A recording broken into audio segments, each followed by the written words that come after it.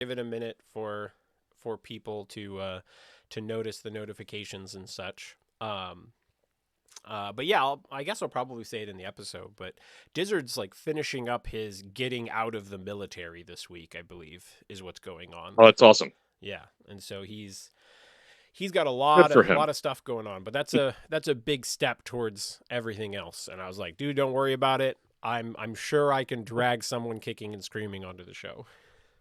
How hard could it be? And it gives us a good excuse to talk about LVO, which is also going to be what Omnis Protocol is about because I just recorded with Tyson doing LVO prep. Oh, nice. So you're themed. Yes, so it's going to be rogue support drops with some LVO instructions, and then it's going to be like the full Omnis Protocol episode with full MCP LVO instructions. But do That's you know great. when you get into Vegas? Oh, I'll be in Thursday at like 11:30 morning local, Okay. so bright and early. Yeah, I'll probably And already then be over I there take hanging a out with Tyson at that point. Hopefully doing setup. It just depends on when we get mats. yeah, that's always the trick, right? Because it took a little bit to get Legion off the ground, but like we hit the ground running pretty quick for me. So Yeah, even with how many tables there were for MCP, I mean it. there were so many. You guys have so much. Yeah, but I mean I'd still. I mean I had more help this last year than I did the prior, but I mean I feel like I still had it set up in like 2 hours. It like really wasn't that bad. Yeah, and, like once you get enough people going and everything, the tables don't take a whole lot of time. Yeah, It's all getting moved anyway, right? The Hulk's gonna throw something. yeah, it's gonna get messed up. I do try to go through and mess around with the tables. Setting up Shatterpoint tables. We'll have to talk about that a bit in the episode because that's going to be Yeah. interesting and exciting. If you have enough terrain to do fun things with it. Yeah, and for LVO, it'll be mostly because part of why it's like an after dark event is that, it's going to be sharing a lot with Egypt tables for right now. Yeah. And then I think we're getting a couple of community ones and, figuring out those logistics. I think I was looking for like one more year to lock down a separate space for all of it. So, Yeah, but that makes like for sense. PAX Unplugged in Philly, we're shipping an entire table up of official terrain. We needed at Nice. least one for AMG to be like kosher with it. So Yeah, I honestly, I'm kind of excited for the first time I get to set up some tournament tables. I think it's going to be really interesting. Even if you're just setting up like eight. Shatterpoint's so cool. Yeah, and Shatterpoint's just cool because it looks Star Wars like right out of the box, right? It's Yeah. like weird bridges with no guardrails and random antennas everywhere. And then there's 1,000 ways to build it just with the original terrain. And I mean, Imperial terrain's got a lot of really cool stuff. There's a lot of have you played an Ewok table yet? Those look really cool. Um, I was just looking at a 3D print set that was the Tatooine desert skiffs and like kind of mixture with Jabba's palace, and I was like, that looks so Yeah, the new dope. one he did, right? Yeah. So he's a sponsor for the Shatterpoint Premier Tournament in PAX, and he's doing a whole bunch of terrain for it. I think it's 16 tables. That's so So cool. get hopefully see some of that he's been putting into the chat. Nice, nice. All right, I will well, post pictures all weekend for that. for sure. All right, well, I think we'll just get rolling. We're a couple minutes after. I will apologize that I'm Dizzard's usually the one who goes through and posts the links everywhere. So we'll see whether or not Oh, we end up with Twitch chat or not. we'll hack it together. Yeah, we'll figure it out. Um, but when I people guess I do, should probably pull up Twitch so I can see the questions, huh? yeah, I will have it open, so I should be able um, to reference those. All right. Well, I think it's probably time to start recording, officially do the show.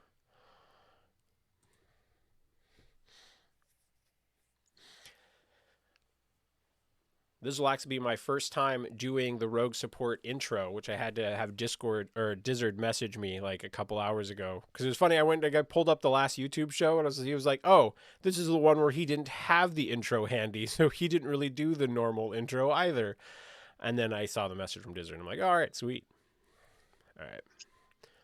can't get it down. That's half the appeal is that it gets messed up every other time. Oh, yeah, I'm gonna intentionally mess this shit up. No, we're not doing a normal thing. But all right. One thing I would like to I'm get excited. fixed Let's do is to make the actual intro sound right on Twitch because it. I don't know what's going on with it, but I'm new to this Twitch stuff, so. it. Yeah, that's a whole bunch of stuff I don't know anything about. So let me know. Yeah. Trying.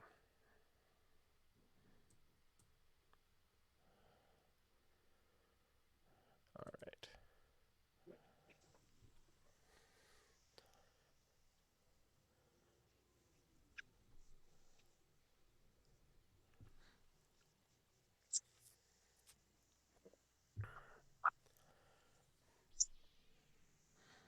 Stretch out with your feelings. So, like bring you in warm, or I can bring you in cold.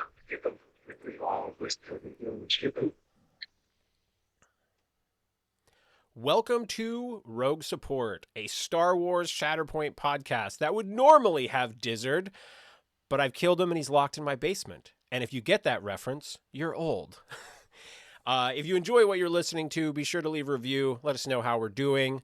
Especially tell Dizzard that he's missed or that you didn't even realize he wasn't there. As well as come join our Discord. The link is in the description. Now open those blast doors and let's get on with the show. I am Omnis, also known as Wild Omnis. Also, my mom called me Charles. And I am here with Phil, the accuser. What's going on, man? Much excited to be here, trying to do my best Dizzard impression while he's flash frozen in carbonite wherever you put him. Oh yeah. Well, I mean, I can't tell you where I sold him. I mean, buyer, got to protect my buyers. That's the scoundrel rules, you know. Wall But decoration somewhere. he is a beautiful wall decoration. I will just say, the light mustache, it really came through in the carbonite. I was impressed. It was really good detail. That's good. Yeah. You don't always get that. I mean, even Harrison Ford looked a little funny in carbonite, so I'm glad that detail came through for The Dizzard. technology has improved since then. It's next level now. Yeah. We're what, 40 years later? Like, you'd have to hope. Yeah, for sure. Funny story. So there's a girl in my office who doesn't know anything about Star Wars, like nothing. Like we were trying to explain who Okay. Luke Skywalker was, and she was like, "That was the guy in Fast and the Furious who died, right?" Oh my God. Right. Okay, we're talking that You've level got to of be under a Disneyland. rock to not get that. No, but like it's serious. And so she, this last Monday, she's Charles. You'll never guess what happened. I was watching something and it finished, and then a Star Wars movie came on, and she's like, I watched like an hour of it, and it was good. Now the interesting thing was it was Empire Strikes Back, and I found it really interesting that she didn't feel like she was missing information, that she was just enjoying the story.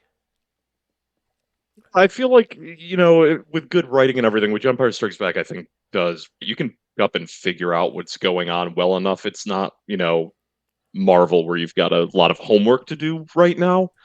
I think Empire Strikes Back, if you're gonna jump in on one of them, that works. Yeah. And I was, that's always the argument, right? There's the constant debate of Empire Strikes Back versus A New Hope, which is the best Star Wars movie. And the people who are defending A New Hope the argument is always, well, if it wasn't for A New Hope, Empire Strikes Back wouldn't be as good as it is, right? That's the argument. It's wrong. And Empire Mhm. Strikes Back is just the better movie. I just found it It's a better interesting. movie. I mean, it builds on the first one, but Yeah. you've established the world, and now you get to play in it a little bit. Like A New Hope is like, you've got to do the intro to the podcast, and then you get into the real meat of it later, and that's Empire Strikes Back. You've set the table. Now you get to eat the dinner. I've never thought of it like that before, but it's, The New Hope is the intro episode, right? We're like, oh, this is what we're It planning to is. do, guys. This is us. Hey, listen to our podcast. And then episode 2 Our is pilot. where they do the real first episode, where it's like, here's the shit. And yeah, of course, I'm very pro. The prequels are even like that, right? You can skip the Phantom Menace and get the gist in the first 5 minutes of Attack of the Clones. Yeah, pretty much. Pretty much. Um, good times. Anyway, so we should do the cantina section. So I am drinking Space Dust. Try to get back to the classics. One of my go-to IPAs since I was getting shit on Norbert's stream for being an IPA drinker. Not my thing, so I'm not going to give you shit for it. Drink what you drink. I don't have to. That's the funny thing. I'm fine with, you should drink what you want to drink. Because a long time I didn't like beer at all. And I always got shit, you know, for having mixed drinks or, some of the more, sweeter beverages when I was a kid. Until I kind of found pale ales and started actually enjoying beers. But people always gave me shit about it. So I'll never be the person who gives someone shit because they like stouts or they like Hefeweizen or whatever. You like what you like. So what are you drinking, Phil? There's like diverse enough where everyone can find something, right? Yeah. But I have Florida Avenue Brewing Company's Passion of the Heights. It's a tropical wheat ale from where I'm at in Florida.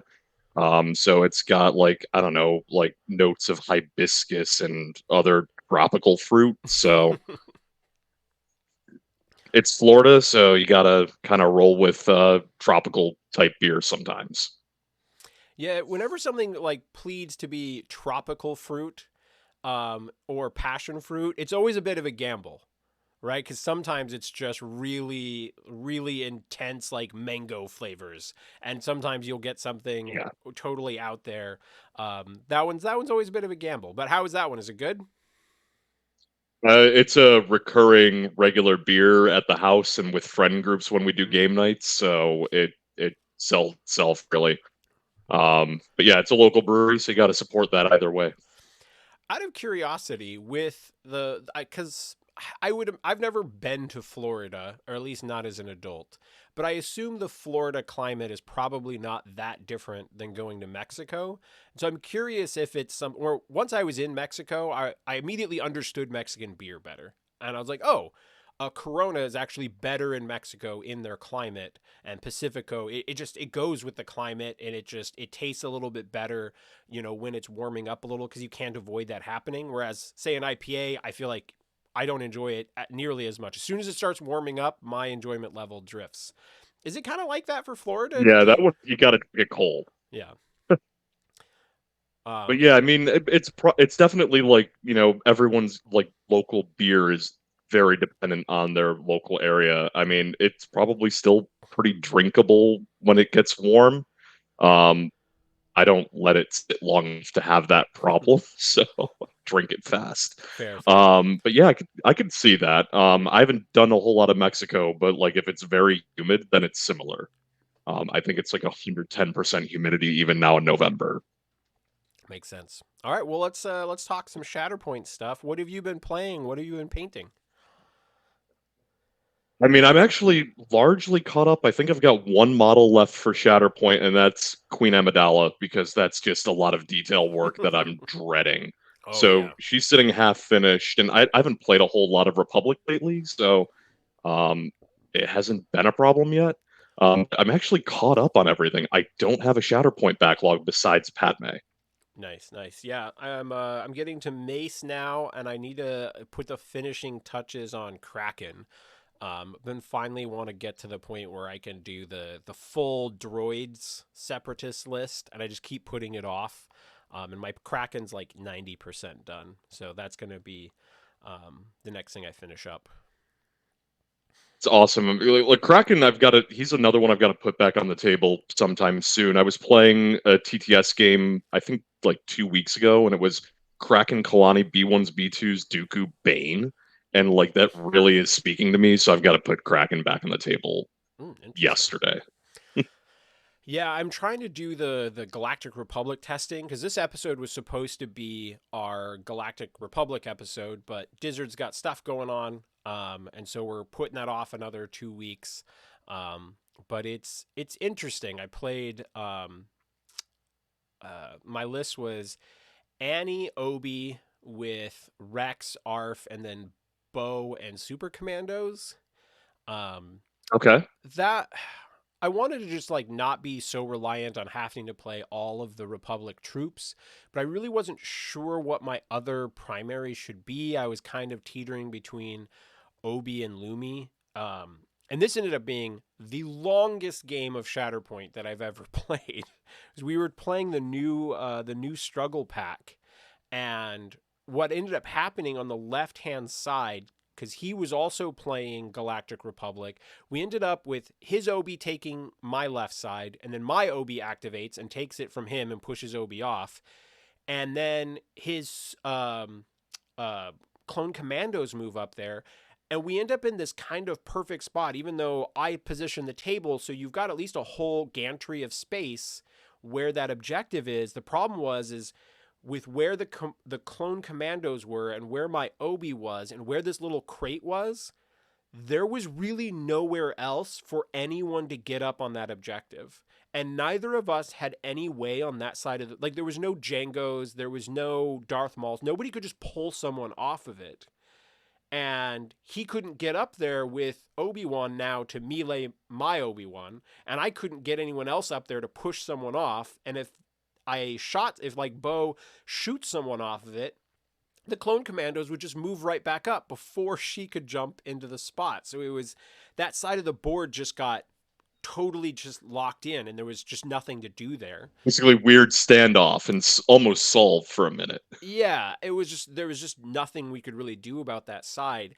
And so it just dragged on where we was just like score 3, score 3, score 3, score 3 and oh man, I we must have been playing that first struggle for at least an hour. It was to the point where we were every struggle basically we got to the point where it's like someone is going to have to win any turn now because we're running out of momentum.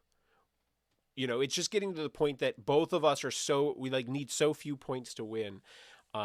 It was crazy, and there was multiple when we got to the third struggle. There was multiple points where we both thought the game was over in the other person's favor, and then it was just like we just kept falling 1 point short. Um, I really feel like that new struggle pack really shook up a lot of that because the one game I've played on it, that first struggle lasted forever, and we just could not one up the other and get the positioning we needed to really start running beyond the like wait, 3 to you, 3 to you, 3 to you, 3 to you, and at that point, like you've gone through the deck once, and you've got wounded models already going into struggle 2, and it really changed a lot of how struggle 2 kicks off at that point. yeah, our struggle 2 still went by pretty quick because it was just one of those games where the double score was just basically kept being on the one that was right in front of his deployment. And it was just Yeah. double score there, both his turn and my turn, for must have been like 4 or 5 turns in a row.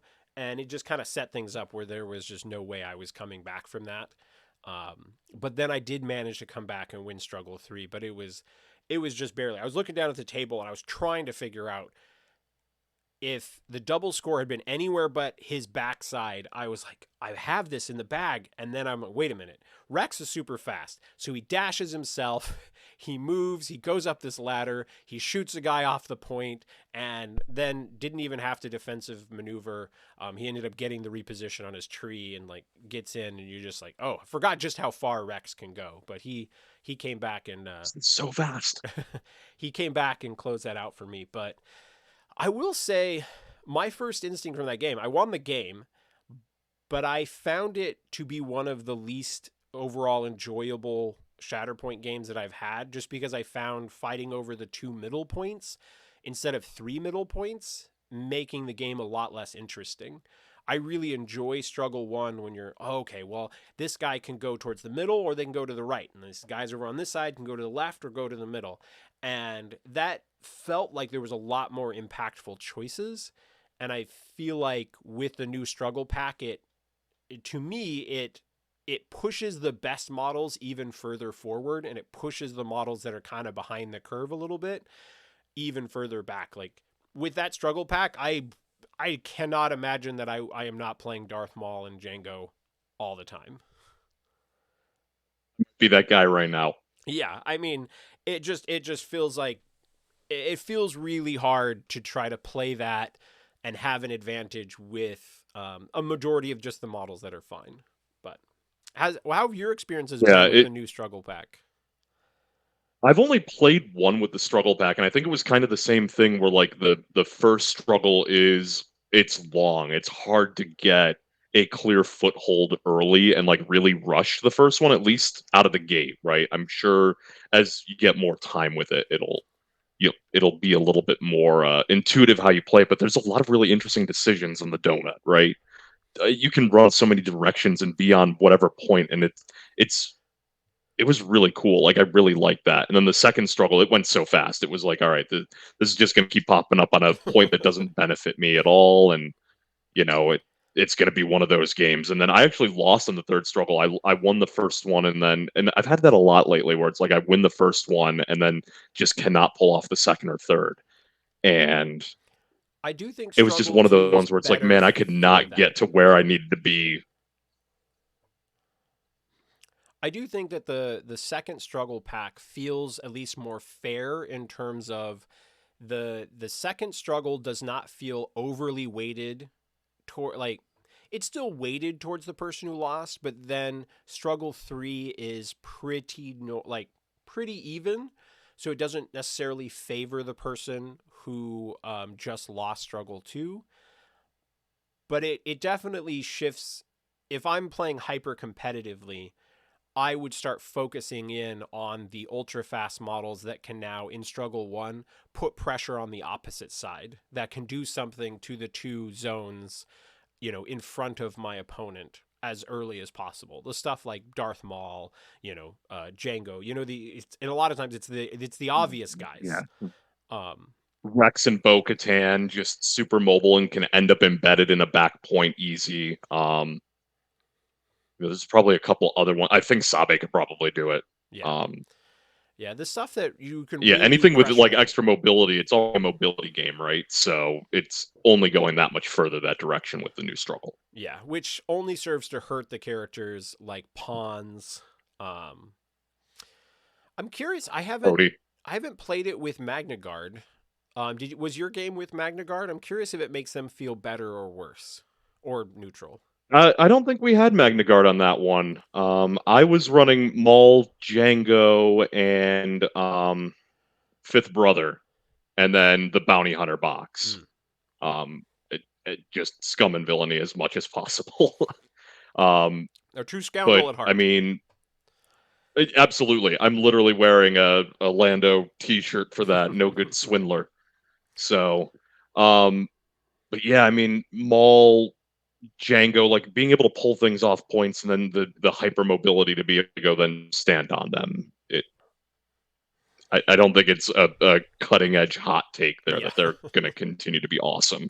yeah, I don't think so But I think either. like other models, like I think Mace Windu is going to be really interesting. Mace Windu, like on the center point, probably projects his range 5 bubble to everyone on the donut, right? So My I think that's going instinct, to be interesting. And my instinct with Mace though is that I feel like it ends up being worse for him overall with the middle never being active in struggle 1. That can be awkward for him. I was playing against Mace and he was fine. But I don't know. I'm certainly not a Mace expert. yeah, I haven't put a lot of mileage into him, and he so far he just kind of seems like all right. Like he seems very dicey. I haven't felt him like oppressive or anything. He's not crazy. Yeah, agreed.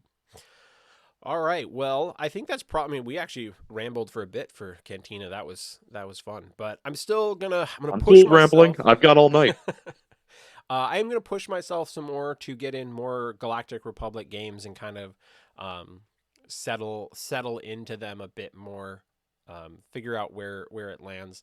I did like Anakin. I will say he he had the most dreadful activation for me where he had the opportunity for me to win the game and he rolled just enough successes to wound the commandos, but he didn't get the fourth success that would get him the jump onto the point. And I was like, Anakin, of all the times, I need one more success from you. But then it was this awful situation where um I couldn't choose to go lower on my tree and not wound them because it's the commando, so they would just drop hunker and move away, and so I don't have a target. And so there was just no good situation.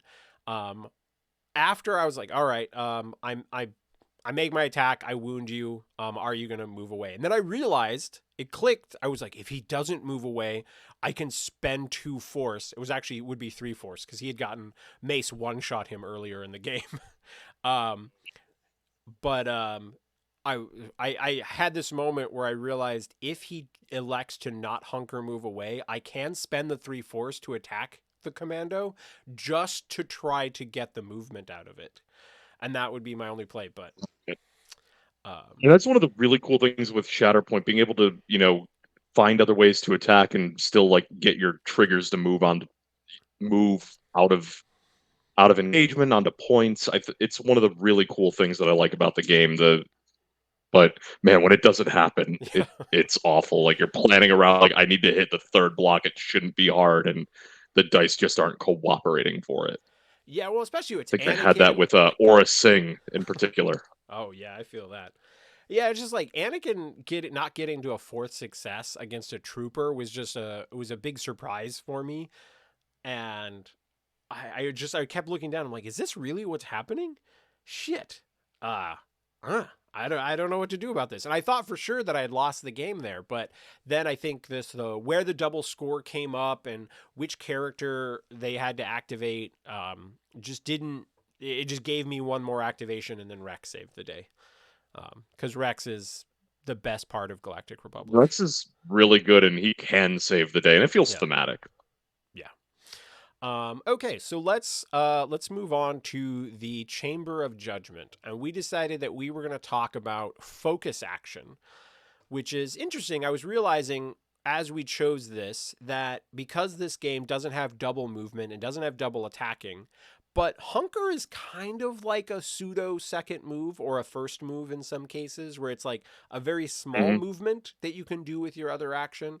And then focus action is sort of your pseudo double attack where you're just putting a little more emphasis on your attack. And it feels like most of the time with focus action, you're doing it because it's free, but occasionally you just don't have to move. You just have to kill someone or you have to push them off the point, and so you focus. How are you feeling about the execution of the focus action in Shatterpoint? You like it, dislike it? What are you thinking? Overall, I like it. I think it's one of those things though that's very character dependent, right? Like not every character in the game's hyper mobile. So the hunker action gives you that additional little the bump tomorrow on an MCP turn. You get that just little extra inch of Yeah. movement, and that's value. Ducking in cover or advancing onto a point without having to do the full move, still having the benefit of a buff to defense. Where I think focus really shines, and I don't think it comes up quite as much as hunger for this reason, is like ranged characters, right? You you're you want to focus when you don't need that extra movement, and you want to maybe be focused on hitting things on your tree.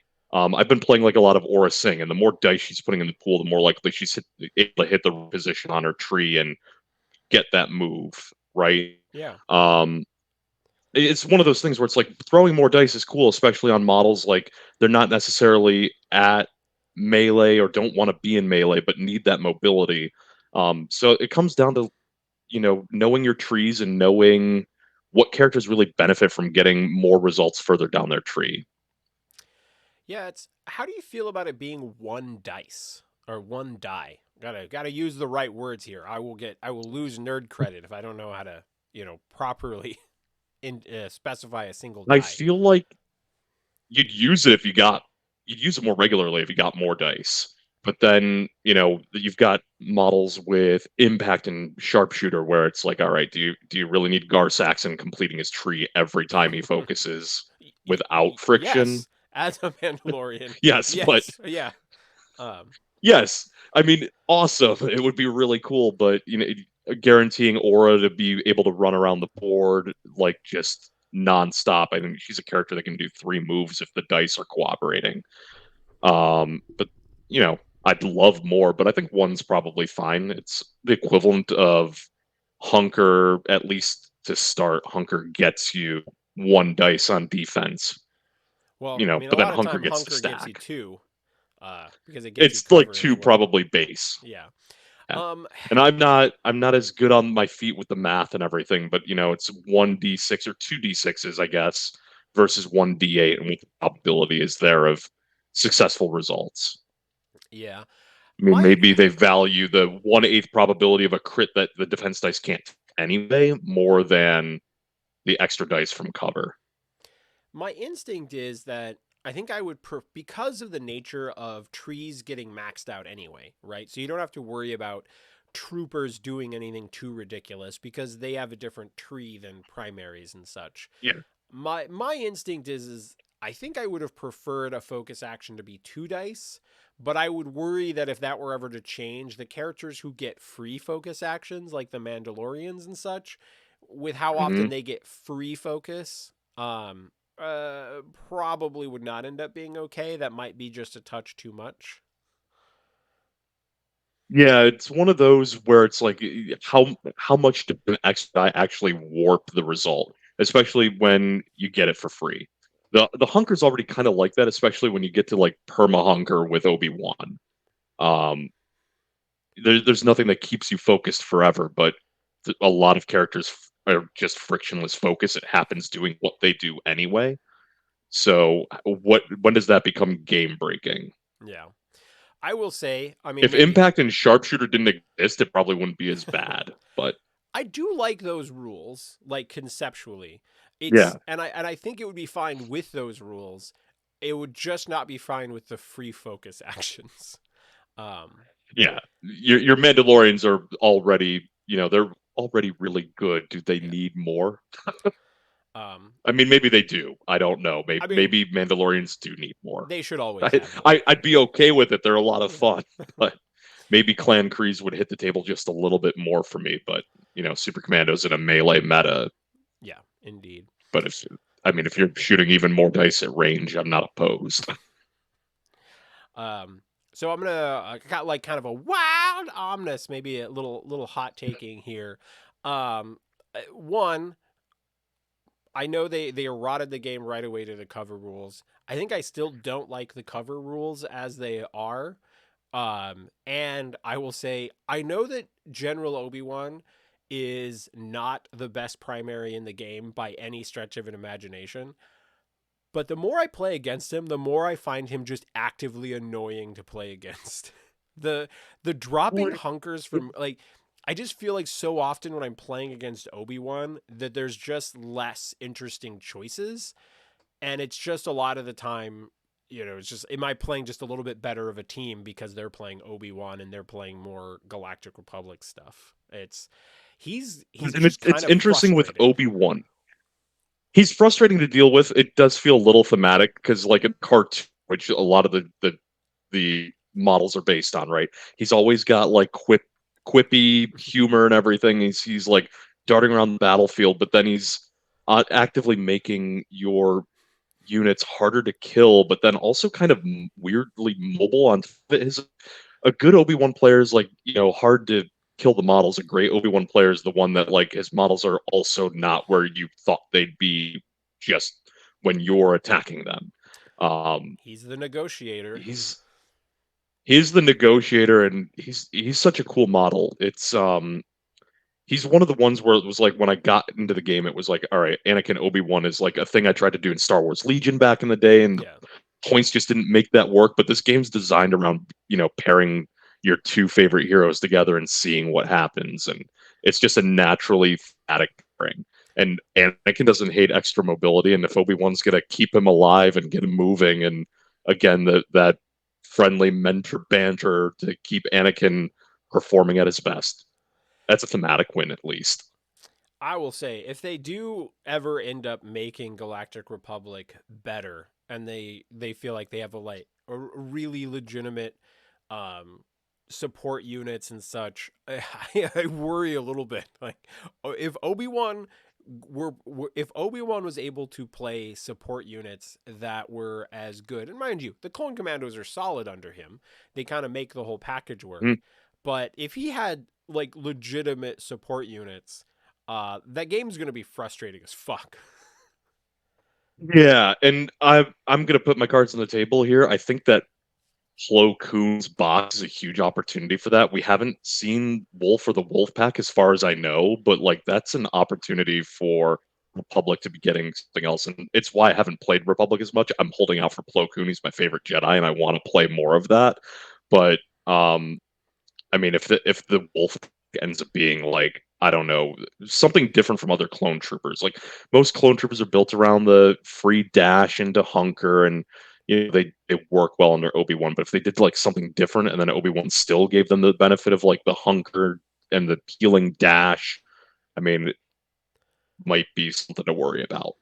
Yeah, I'm excited But about I Plo don't. Koon in I'm also general. not like completely sold. Galactic Republic sucks as much as everyone else does, but I'm also an unapologetic aura enthusiast. So I mean, as a person who thought from their first couple of games that Darth Maul was bad, I've learned very quickly that it's pretty easy to play things in a particular way and end up feeling like they're bad. And really, what's happening is that you are playing them wrong and not uh, seeing the big picture yet. Because I probably, if I had to hot take and say what the best primary in the game is, I would probably choose Darth Maul.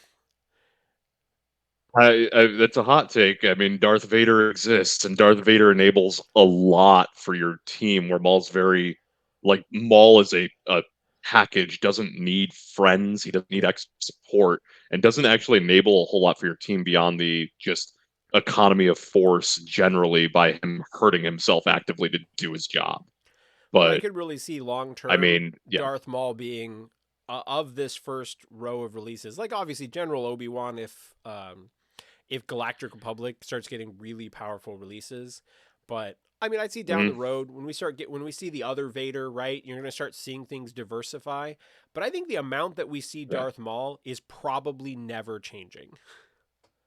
Oh, he's an evergreen model, and I think a core box model probably needs to be. But Maul in particular is a model that, I mean, he's got really cool key tags that he Yeah, can work around, and I mean, he's just going to enable a lot of really cool stuff for your team forever. Maul I might don't only get I don't better. see him going anywhere. Uh, Yeah, I mean, I think he's one of those ones where he once something drops for like the scoundrel tag, it's oh going my to god, be yeah. impressive. Well, I'm glad I'm we waiting for that. I'm assuming Hondo does, but I don't know. yeah, I can't begin to guess. but I'm glad we I'll got to play be a Hondo little Maul. pro I'll play Hondo Cad Bane. Like that'll be great. we got to be at least a little pro Maul because I know with Dizzard here we never get in legitimate Maul talk. It's just Maul hate. It never So comes up, and you yeah, guys are doing him a disservice. I mean, I know, and I got to apologize for Maul's that. half the man he could be, right? So we need to hype him up a bit.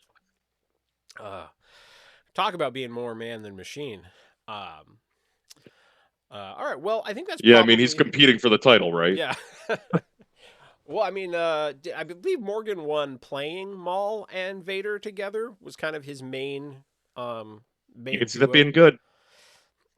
Yeah, so but I mean, well, I guess that leads us directly into our main topic, which is which I Good thought was segue. Very professional. yeah, exactly. We're hitting on it perfectly. It's like I planned this, which I don't. Um, so the name of the episode This was wasn't rehearsed. yeah. Oh come on, we recorded this like 3 or 4 times. This is like the fifth take. Um, Yeah, we'll get it right this time, probably. maybe, probably not. Um, so name the You episode don't need to. It's fine. Shatterpoint Dizzard's not here. Accusations, both as a joke off of your handle, but also as we get to the main topic, we're going to talk about this preemptive calling for nerfs. This will be fun. I've seen it for Vader, right? I've seen it for Django. I've even seen it for Obi-2. Um, what's your take on this? The game has been out for 5 months. It's 5 or 6 months at this point. Yeah. It started in And, June, you know, right? we've barely even made it through the first wave of releases, right? We Yeah. still have Clone Wars releases and only a bit of Galactic Civil War spoiled. So Yeah, we're it's pretty early. early on. But what's your take on the situation? Like obviously Vader's powerful, right? Nobody's going to argue that Vader's not very powerful. But coming from the Marvel Crisis Protocol background, by the time we got the first round of nerfs, it was 2 years into the game, roughly. Hmm. And honestly, a lot of the nerfs were practically uncalled for at that point in time. The models that were rock stars at the beginning that were causing problems were honestly kind of balanced out just by the nature of releases and how people were playing the game. And so I'm really hesitant at the concept of like calling for a nerf 6 months into the game. How does it feel to you? It's for me, it's too early, right? For like Marvel Crisis Protocol, I actually didn't start playing MCP until after that November 2020 or 2020. I didn't start playing until that pack had like been at least spoiled and you could print the cards out and Captain America was a little bit better then, right? Mm. But that was well into the life cycle. Like I'd already been introduced to the game. People had, you know, been playing it locally for a while, and but I think that's one of the nature of us as consumers, right? And you know, we see what we've been allowed to see, where Darth Vader, and there's going to be what, two versions of Vader within the next couple months. Those Vaders have been designed in an environment where they see the big picture. It's designed in a giant environment of models we haven't seen yet. And you know, the nature of releases being what they are, Vader's going to come out and immediately be domineering it because he's Darth Vader. Like if Darth Vader came out and he sucked, like we'd all as fans riot. Darth Vader needs to feel powerful. That's Vader. Like the entire movies are like his story. If you can't not have him be good, but I like is he too good? Maybe, but that's the nature of the releases that we have right now.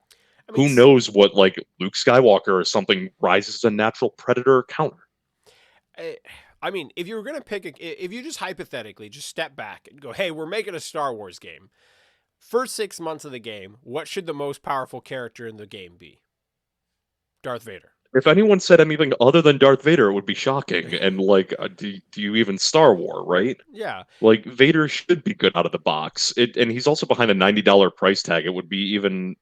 It's already bad that he's price locked, but like if you went and paid $90 and then he sucked, like that would be even more of a kick. well, my War Machine background of having the most pretty dragon in the world, that was the worst for a long time. I feel the pain. Um, but uh, If we've all been through it. If yeah. we've all gamed, right? Everyone's favorite mod gets the nerf bat occasionally. Like, and maybe Vader does need it long term, but we also don't know, right? Who knows what Plo Koon does next month, or maybe Hondo does something janky that like upsets Vader's. Who knows, right? We don't.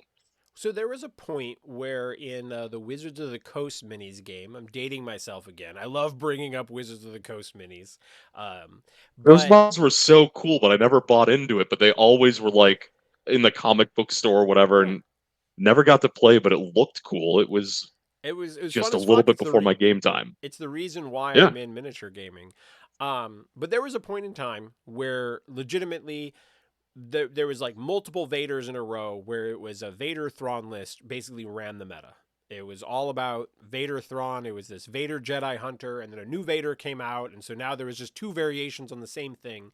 But what ended up happening is the meta adapted to it and became you were looking for the Jedi's with riposte, which is funny because there's also riposte in this game, and this is where my point is going.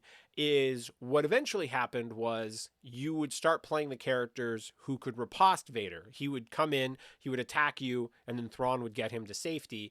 But if you could riposte his attacks, and it would soften him up, and if Vader goes down, it's game over. The whole plan for the Imperial list would fall apart. And I'm curious if we will just naturally hit a point where you have that critical level of riposte, where if you try to make an all melee Vader list, right? Where suddenly you're like, oh, my models are taking damage, and then I'm getting riposted, and taking more damage, and if that hits a critical mass where a list just a melee list just starts falling apart. That actually seems like a very feasible possibility, and would only take a couple of key releases for us to hit that. And I mean, Ventress already exists, and I think Ventress is probably a little bit underappreciated, but she's got that keyword. I mean, Vader himself has that keyword, but I Yeah. mean, Vader versus Vader, I guess that's a counter. Yeah.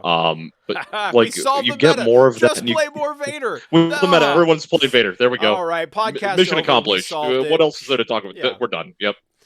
Yeah. What? God, that was big brain. We should have started there. Like, just play Vader. No. But it's one of the things that I kind of like as well, like with the Premiere format. And I know you guys have talked about it on the show before, but like Premiere format in some ways kind of solves a little bit. It gives you tools when you hit the table. If you're worried about fighting Vader, you can put tells in like, my things died, let me hit you back and shove you around, or Dooku at least refresh its force, like when Vader does what he just does really well.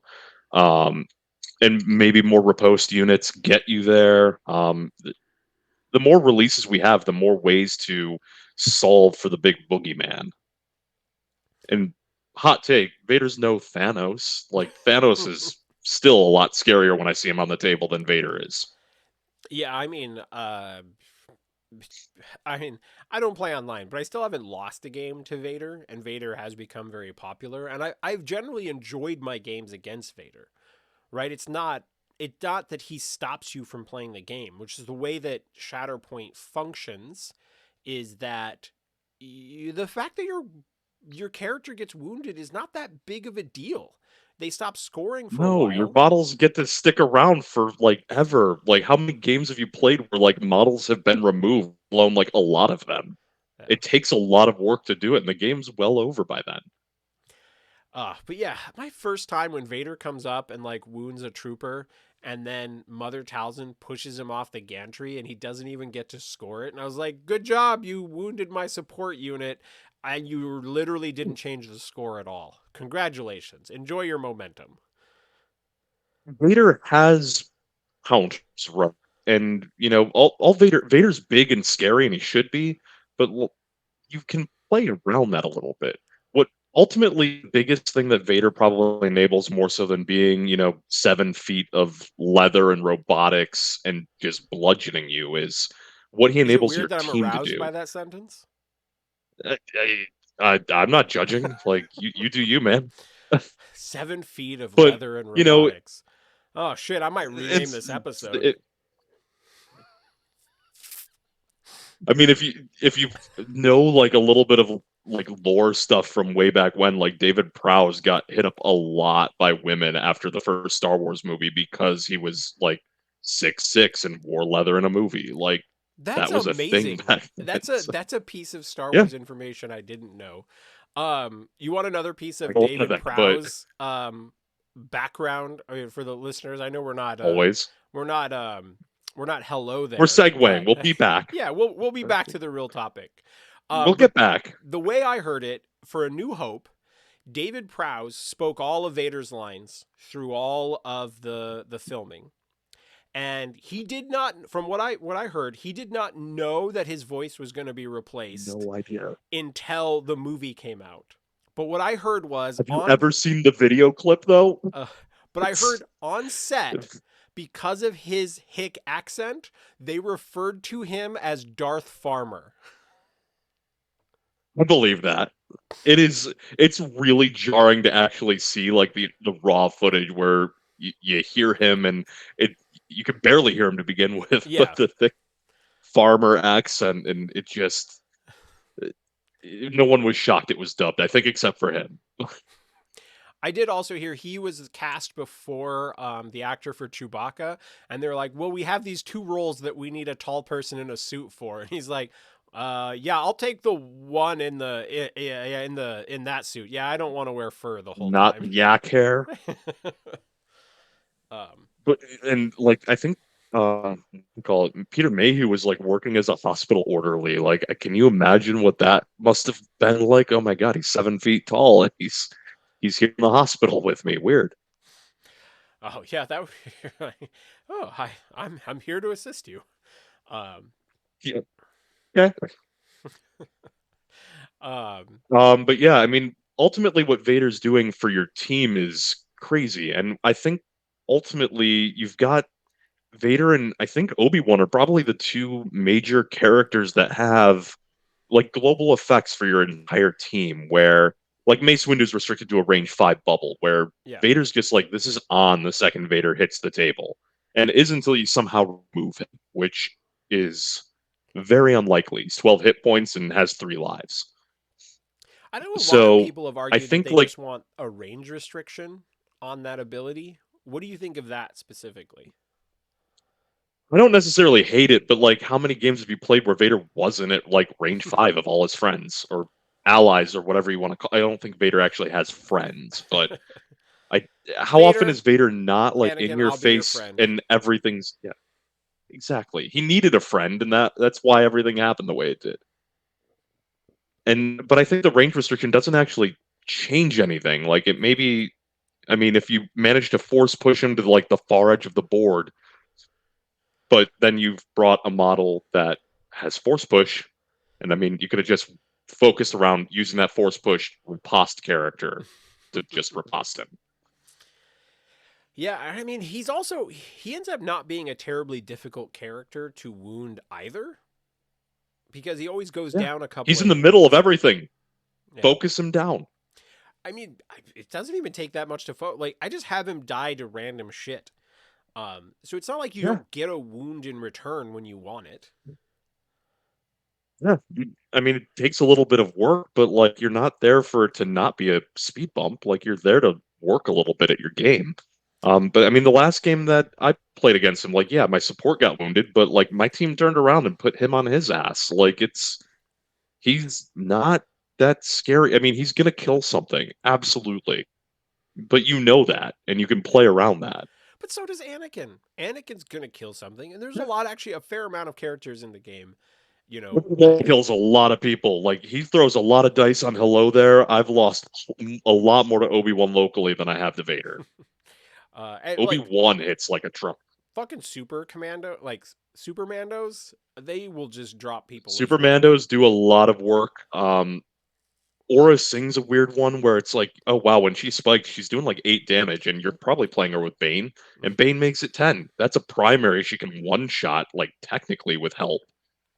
And Like there's a honestly, lot of characters that can one shot a model. Garth Saxon's kind of a beast too when it just comes to just fucking sniping a You need to character off play the him more. table.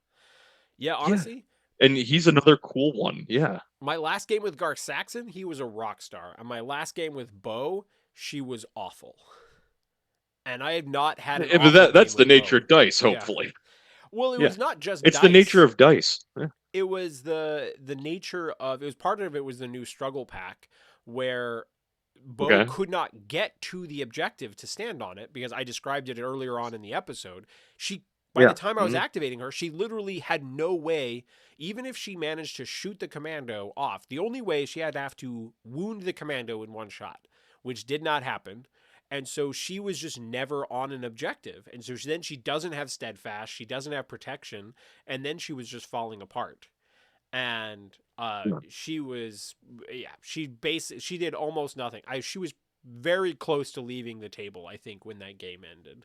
Um, Yeah, and fifth brother have played him a few times. Kind of ends up in the same thing, right? If he's not standing on a point, he melts.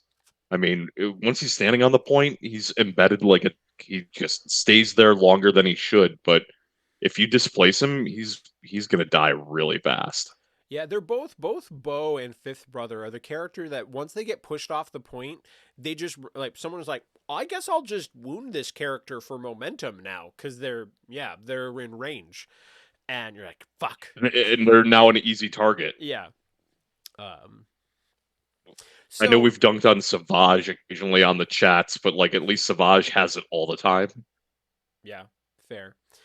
I think one of the hard parts about me liking Savage has been every game that I've played Savage, I think was against Vader. So just Savage always got one shot. Either he was just standing back on a point and never got attacked, or he gets one shot by Vader. And so I've only had those two situations. It- yeah, you've got the two extremes and haven't seen the Yeah, middle where he's just like, all right, he's yeah, decently tanky and also weirdly mobile if you've built your list right. yeah. I haven't gotten the game where I just get to play him against like Galactic Republic and it's just like some clones shooting him and he's like, haha, fuck you. Don't care. Watch me throw just throw 8 damage or 10 damage or whatever his tree is into your primary. Like he's a weird one. He doesn't have a lot of control, but his control is just beating you to death or stacking a ton of conditions. Yeah, so honestly, I wonder if the real like people are complaining about Vader, but I wonder if deep down the real issue is that the lists that people view as thematic are not strong enough in the meta.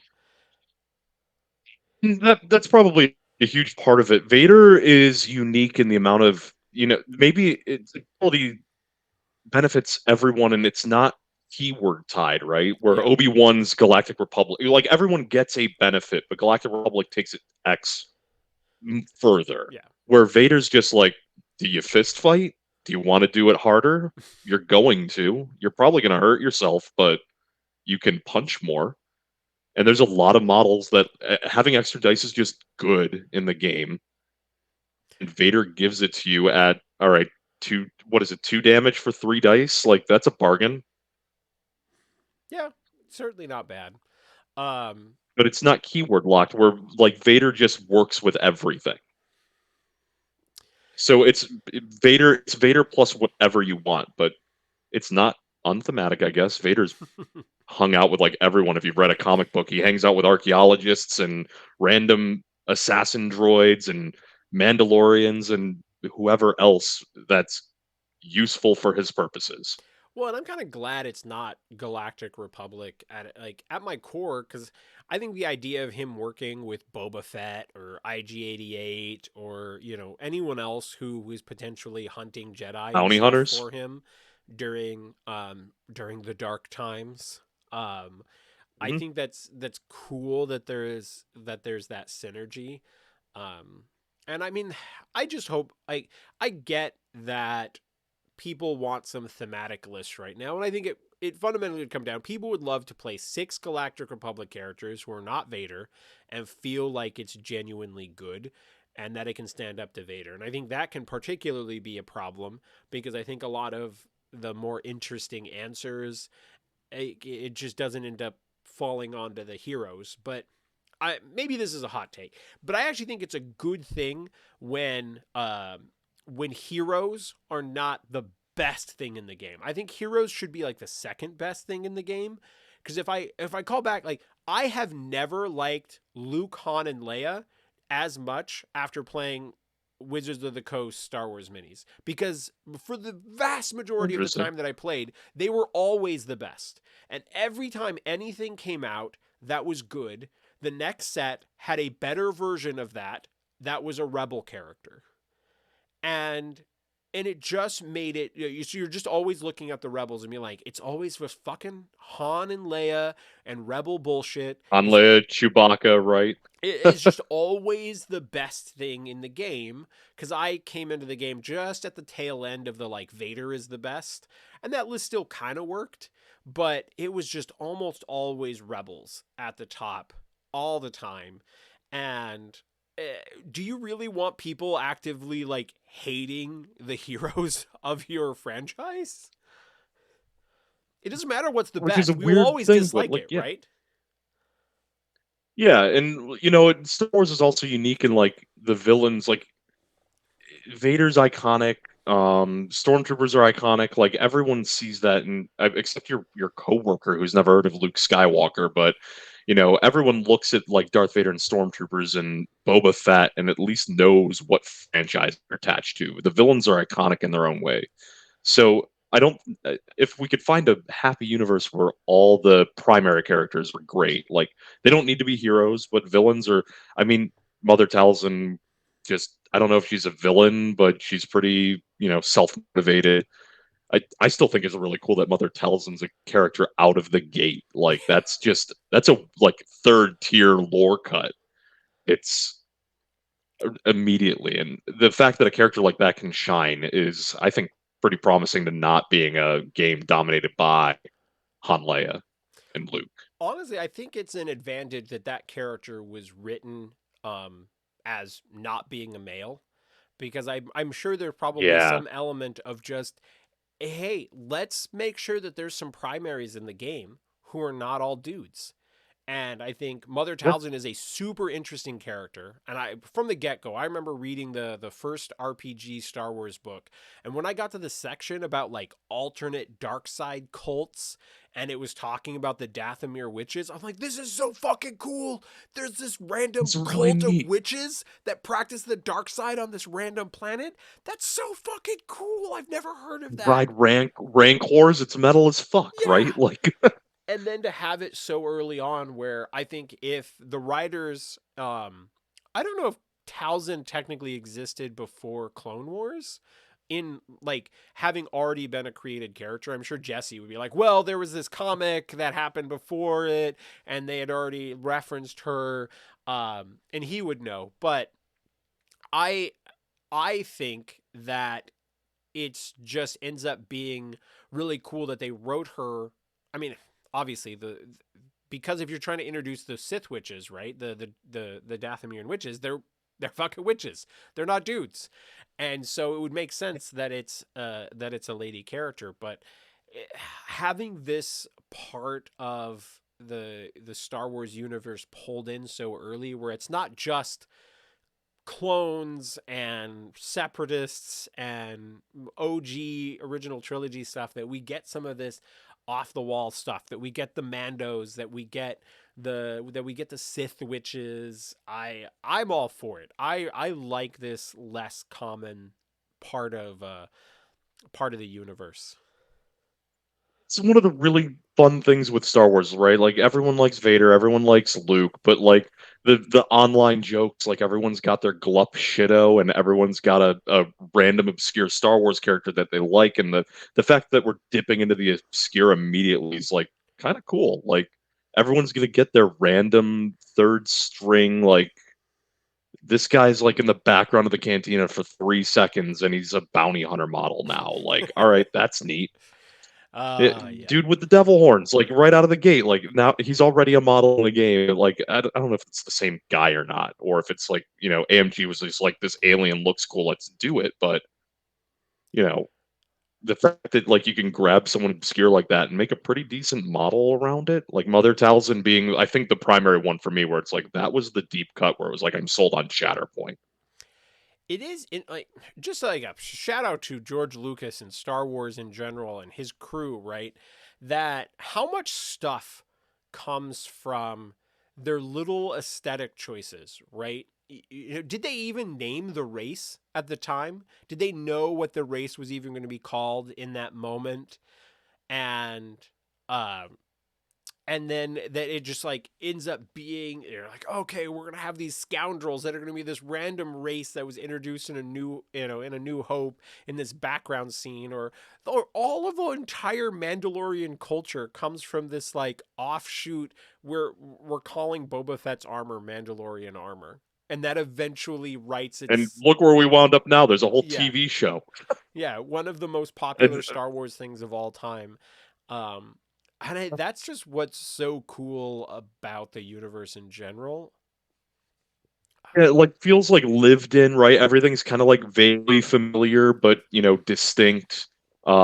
And just the random stuff he grabs for the background. Like I'm looking at your T-shirt, and so my brother-in-law is a big Boss fan. That's a random like lizard costume that they then threw over a Doctor Who spacesuit for that scene. Like that's like just random stuff out of a warehouse in England somewhere from Doctor Who, and they threw it together, and it's like, oh, that's immediately cool. And now Bosk's like got weird fanboys everywhere where it's like, and he's gonna hit the game and be awesome when it happens. Hey, I'm a Bosk fanboy.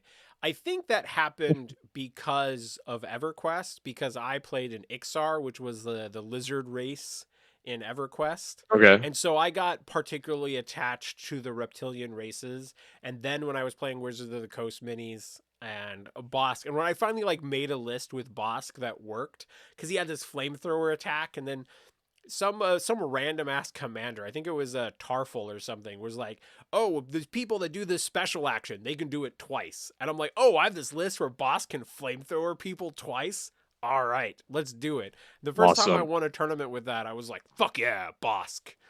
Um, Well, but he's a model, like he's in Legion, and I was commentating on a Legion game at an event here a month or so ago, and like boss getting the tables like, oh yeah, this is really cool. Watch him do cool shit. He can snipe, he can brawl, he can do it all. He's so much fun. But well, he's like an obscure character, and that's one of the cool things with Star Wars is like the obscure characters end up being really cool in the game. I was watching an episode of Clone Wars with my partner, and all of a sudden I just launched into this like, okay, so these are Trandoshans, and they're actually pretty well known as being slavers. And so they have this really bad relationship with the Wookiees because they're known for like going to Wookiee planets and enslaving them. And they've got this kind of hunter predator vibe going on. I'm just realizing how much random information that I know about Trandoshans. My wife will not watch Star Wars with me for that exact reason. Like, I'm gonna be talking a lot more than the movie is. Yeah. I try to shut up. I It, should probably fail. Yeah, but then you get like excited, like in that episode in particular, because I know the exact episodes of Clone Wars you're talking about. I would have to pause it and be like, also, there's a crystal skull from Indiana Jones right there on a shelf, It's like and that when is like the best trivia for Clone Wars is like all random Indiana Jones artifacts from the fedora to the Ark of the Covenant just throughout the animation. I was just painting Red Skull for MCP, so I watched Captain America First Avenger, and I still love the line, and the Führer digs in the desert for Just digging for trinkets. trinkets in the desert. I I just, literally just watched that recently, and it was yeah. like every time it's like, oh my god, Oh, it's Raiders. They did a Raiders of the Lost Ark reference here, I know. which is cool if we want to connect 3 degrees of separation, right? Captain America, Raiders of the Lost Ark reference, directed by Joe Johnson, who was the original guy who designed Boba Fett's armor, The Mandalorian. Like it all is connected. I did not know that. I appreciate that. That Yeah. that would make sense why Captain America First Avenger is still in my top 5 MCU movies, because if it's And all the Hydra guys are like very like, all right, that looks like something out of Star Wars. Look at the blue laser guns and the distinctly like stormtrooper looking face masks. Like, yeah, it's all Joe Johnson. the guy He's who Boba Fett's the like guy who the like guy who designed the original suit. this this Mandalorian stuff looks fucking cool. Like the guy who thinks that, I'm bound to like what he does next. Yeah. Yeah, and that was like another really fun one because if you've ever gone and looked back at Joe Johnson's original concept art, that's like the Super Commando armor that they use in the with Moff Gideon's like Stormtrooper Mandalorians and Hmm, the finale of Mandalorian season 3. That's like a Joe Johnson art come to life. that's fucking cool.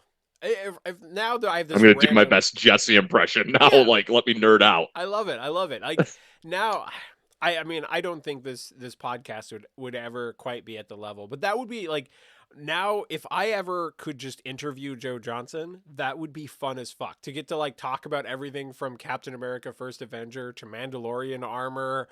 I that there's got to be an interview Yeah, that covers this because stuff he's at some connected to point. all of that Yeah, now. it's just all of That the dude's things that I like got to love. be at least one of the ultimate nerds. Yeah. You've got Captain America, you've got a Raiders reference, you've got Mandalorians. Like that's gonna be a real good beer or three. Oh yeah, that's so now when people start going, who's that? Who do you choose to have like one hangout with like a random celebrity or whatever? Joe Johnson's now my guy. You've convinced me. I would Yeah, get it's to gonna be a talk deep about. cut. They're gonna be like, who? I'm on board. It's I every time I look at the list of like MCU movies and how much money they made, I get actively upset when I see how low down the list Captain America First Avenger is. I'm like, this movie is a fucking masterpiece, and It's really good. yeah. And it's aged well. It's still fun to watch, and it's like what, 12 years old now? Yeah. Still good. Although, I mean, my favorite's the Winter Soldier, but that's again not exactly cutting edge commentary here. The Winter Soldier is like one of the best MC movies.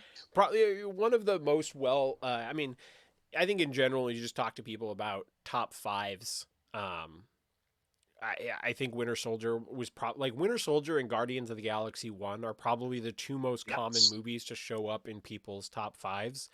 And I say that even though neither of them are in my top five.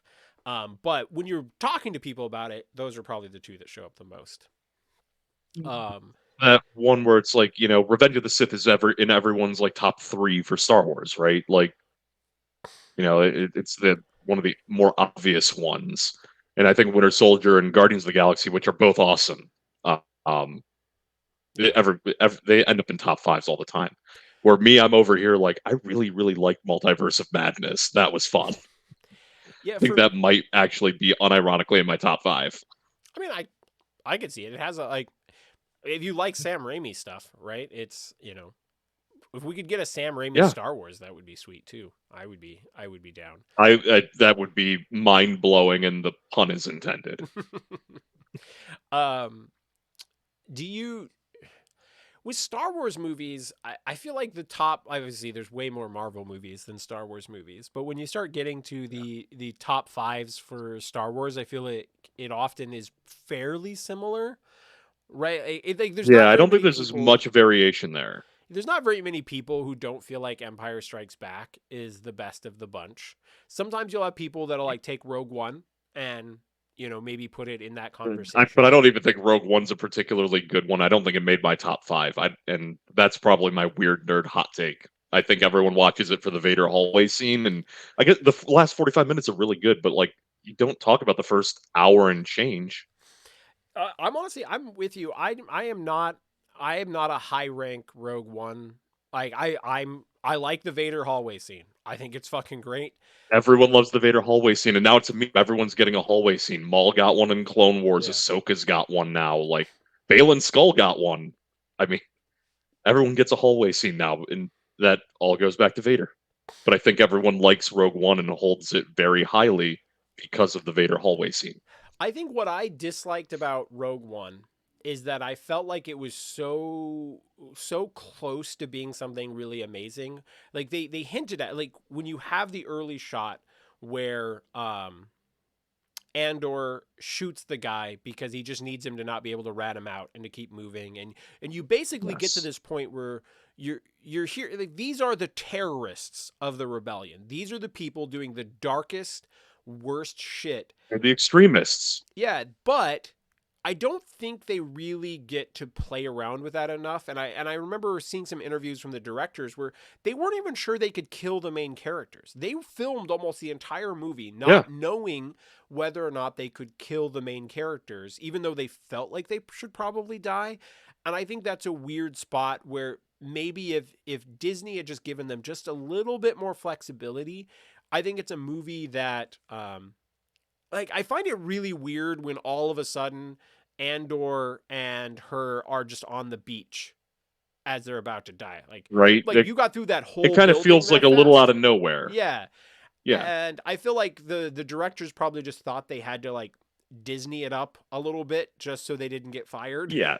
or But the piss off character the development executives. wasn't there for it.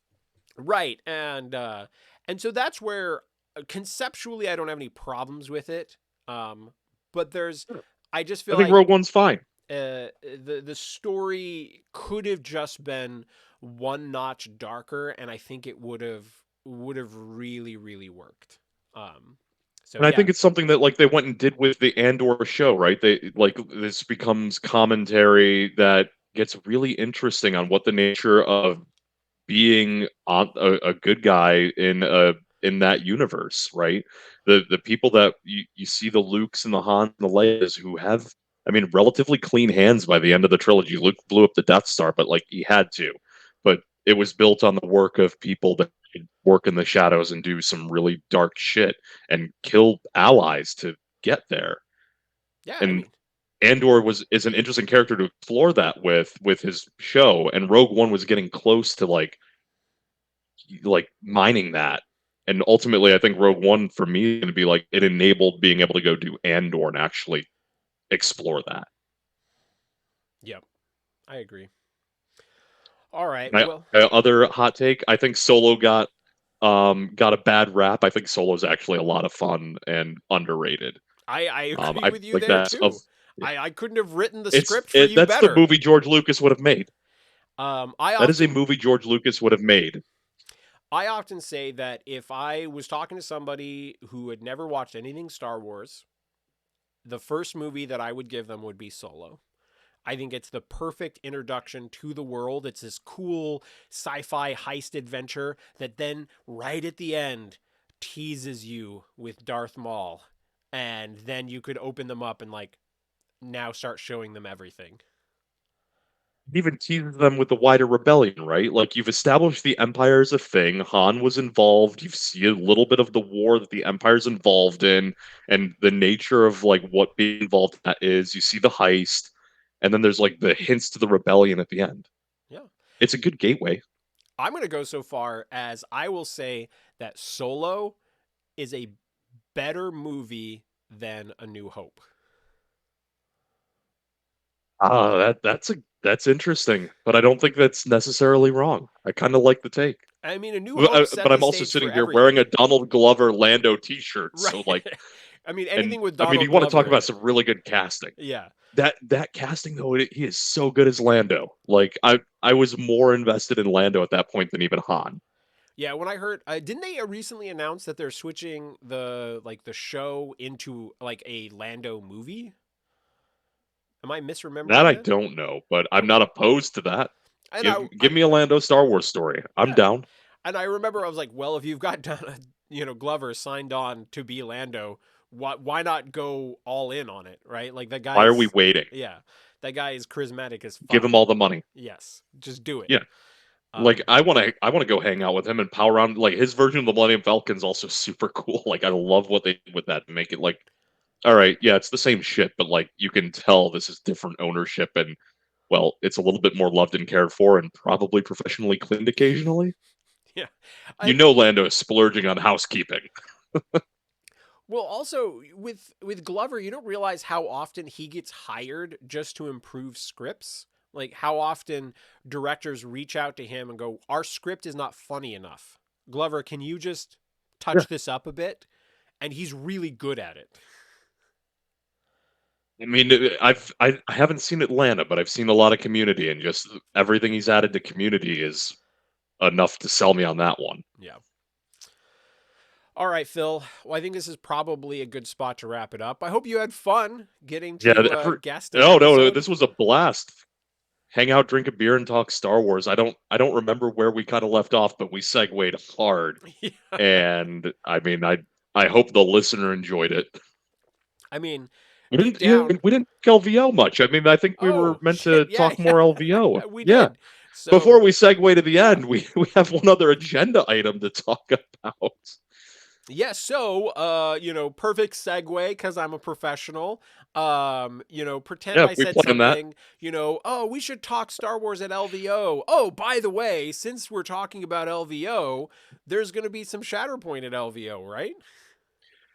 That's right. So I run a couple of events. I'll be running the Star Wars at Hacks Unplugged in Philadelphia. So we'll be doing a premiere tournament there. So if you're in the Philadelphia area in December, that'll be an event we're doing. So that's a premiere format for 4 squads and all that fun stuff. There's we've got MCP there, all the other Star Wars games that AMG hosts, and then for LVO, it's an after hours event.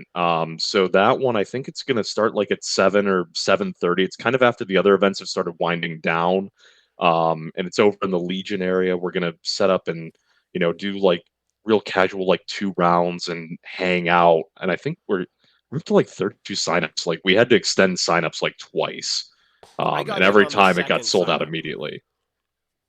Yeah, I think we were kind of shocked. Like, all right, we'll start with 10 and just kind of, and they're gone. All right, let's open it up to I don't know, 12 more and gone. All right, so I just got big.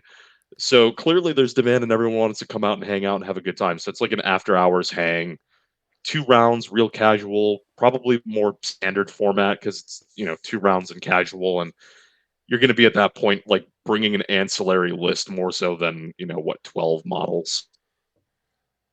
Or no, is it 16? Yeah, more often than not. So it's real casual. Come hang out. Charles just confirmed he'll be there. So Not Friday night. I will not be playing Friday night because the LCQ is oh going yeah, to run too late. But I elected. I'll talk about this in Omnis Protocol as well. But last year I did a bunch of okay. As soon as the tournaments are done, I'm going out and going to dinner with people. And I had a blast doing that last year. But I'm also fucking over it. It's really expensive in Vegas. And I'm just gonna be better spent in prepared. Hofbrauhaus after Legion. Yeah, I'm gonna be better prepared with some beers on hand, and then I just want to hang out and play some games Saturday evening and Sunday evening, and so that's Hmm. what I'm kind of committing to, and then it'll probably be a mix of Shatterpoint and MCP, but that's what I'm gonna do, and so I picked up my ticket for this. Yeah, so the Star Wars Shatterpoint one, so kind of that kind of vibe, right? Yeah, Come hang out, bring drinks or don't, and not judging one way or the other, I'm and judging. just hang out and play Have some a beer. games. You owe me at least one, so Do I owe you one? forget what that was for. I don't Yeah, remember what it forget was what it was for. for. It was a couple episodes ago, but All right, who's keeping track? I will trust that I owe you a beer. Swing by and be like, Yeah, Omnis, where's my beer? And I will just hand you one. yeah, and I'm gonna be an MCP during the day as well, Yeah. so I'm gonna be all over the place. Um, it's trying to figure out what I'm running with 33 new models to figure out. I Yep. don't know. There's a lot of stuff to figure out for MCP for sure. I Yeah, hope we and get a January release. I hope we get like Plo Koon and stuff at least in January. that would be really cool. Like I'll bring Plo Koon and play him. Like that's exciting for me. Yeah. But I think like the fact that we have a new core box for MCP and 22 characters that got touched up. AMG loves and cares about their games, and they come back, and when things are busted or overtuned or undertuned, they get revisited with a lot of regularity. It's MCP's what 4 years in and has done it twice now in a big bulk. Well, and Like, I cannot yeah, say enough good things about Michael Plummer. This is a person that I feel like I've known now for about a decade. And every time I've hung out with him, I did a birthday beer bar crawl with him one year. Plummer is just the best people. And to have him being the main guy for Shatterpoint, I could not have more faith. And so anyone who's worried about the existing meta, or I know we kind of had the accusations tone of the episode, but literally there is not a person that I trust more than Plummer to make sure that we have a fun game going forward in the future. He is absolutely the sort of person who would take to the, he would just he would go to all lengths to make sure that it's good and it's fun and it's a great experience. Back from playing War Machine with him to playing MCP with him, he's he's just fantastic. I think I even played some now I don't remember what I'm thinking of. Might have been some Netrunner. I think I played some Netrunner with him too. Um, oh wow, okay, but anyway, Plumber yeah. The literally have but I faith in think like Plumber. yeah, and the thing to remember as well, right? Like we have a lot of models already, but there's more in the pipeline, and there's also like this. It was a game designed around at least the first core box mission pack and three others. So we only have half the mission content as well. Yeah. All you need is one mission to hit, and it's a lot more spread out. And suddenly, Cody as a sniper enabling your ranged characters is a lot more appealing than someone in a brawl. We just don't know. Oh, now you got me But the fantasizing about a developers do, and mission Cody pack doesn't with even exist to wider out. suck. Oh man, Yeah, who knows? We don't. I'm just The thinking about developers like do, and Cody wasn't designed the way he was to be bad or underplayed. what if because they have the center line right like for the core pack is range 4 um from the outside. right? And what if there's a Mhm. mission pack that has the outer ones range 3 from the outside and like be even just like a little Yeah. bit wider? Ah, that would be. I'm all Mhm. about like the movement shenanigans. If you have like a giant H shaped as well, where you've got like, I don't know, your back lines even closer to the board edge, but like splayed out, and then you've got a more focused middle. But you need to be able to shoot into the middle. Like Gar, Saxon, and Cody are looking a lot more appealing. Phil, we haven't even seen the second terrain setup, right? Like there could be an Yeah, imperial base coming around the corner that there changes could up be the an imperial game. base. There could be a cantina with bar stools. We don't know. I It could know. be awesome. And it's just like the terrain is So so much you can do. dynamic for this game. You could be like, okay, well now there's this imperial base terrain, and it just changes the game and how we play because of the width of the gantries, or whatever, Gantries and being different, or yeah. it's the game's so new still. Like, and we've barely scratched the surface of what they've developed. I mean, they've shown how many models, teased how many more. We've got Ghost Crew and Thrawn, and uh, but they weren't all. They're all Din designed, and we don't know what Djarin. they do. But the Din Djarin, yeah, IG-11. I mean, Iden Versio, like that's another really cool one that like having come from Legion, like she's really good in that game, and like watch that be another really cool release that shakes things up in a way where like maybe it's oppressive for Vader. We don't know. So I think it's too early to call for nerf bats. As oppressive as Vader is, I don't like playing into him, but it doesn't need to be nerfed. And I don't think Cody needs to be helped. I think two more mission packs and suddenly something shakes up, and you know, then he's performing as intended. Something has to be the worst, and I'm fine if it's clones. Everything's got to be on a bell curve. Yeah. The game's not interesting if there's not a little bit of variation between your models, and that's Shatterpoint. That's MCP. Whatever game system you're playing, you've got to have some like range. Most of the game should be existing around like it's good, like or good enough, and it's going to fluctuate a little bit. I don't think anything in the game's actively bad. I know people like dunk on Third Sister, but like she's got a lot of shoves. She's got a lot of redeeming qualities on her tree. If she hits her tree, which enables, she's shoving you all the way across the board. The only thing You've bad about got Third yeah, Sister is that she's not fourth brother, right? Like it's just that she just comes out with a pack with a character who's just slightly better in the current meta than she is. But she's still yeah, better than she's still better than multiple other four squad point supports. But yeah. Fourth Sister's solid enough. Third Sister's I think can have her place. I you know I but I find the couple things that I like and gravitate towards, and I play that, and I'm still pretty open to most everything else being good. yeah. I don't think the developers actively set out to be like, you know what, Commander Cody needs to be hot garbage, and that's shit. We just don't have all the pieces to make him good yet. Well, I will say that in general, things that cannot give themselves a second movement are probably going to fall to the wayside. And I don't even feel like that's wild ominous, but I just think in general, outside of maybe Mother, but maybe even Mother in the long run, things that cannot give themselves a second movement kind of have to be almost fucking busted in other ways. Um, but all right, Cody's got friends. Rex can move him for you. you're not wrong. There- All right, yeah, so Phil, clones work better together or whatever. They'll borrow the Mandalorian thing. sure, no, they won't. They're not better together. No, no, they won't. Do you see how much they argue? I No, watch and the that's Clone Wars another. cartoons. They just fucking argue. They do, but you've got to have that like old married couple type vibe. We don't have Han and Leia yet, so someone's got to do it. Well, we do have Anakin and Padme.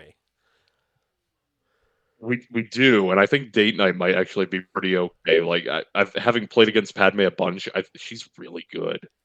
Yeah, You, she certainly doesn't seem if bad. you figure out how to use her and like get her on a point, and suddenly like, oh, you've got four models here instead of one. Like, okay, that changes my math.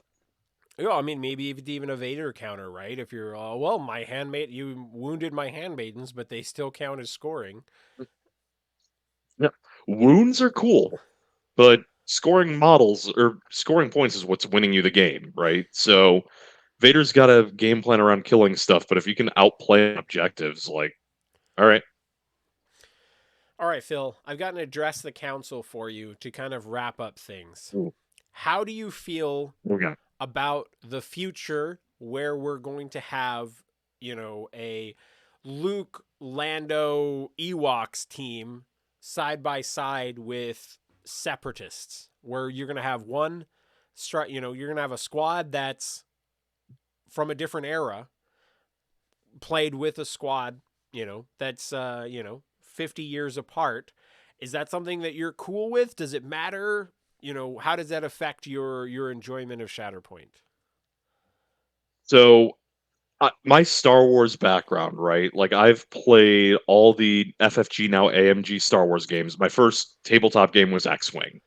And the thing you had to embrace with X-Wing, particularly when we shifted to 2.0, Star Wars Armada went that direction, and Legion ultimately went that direction. Is you're going to end up mashing timelines. You can't sit there and have clones available in the game and then say, but you can't ever touch them with Rebels. Like the game just doesn't function the same way because it becomes restrictive to what the game's designed around.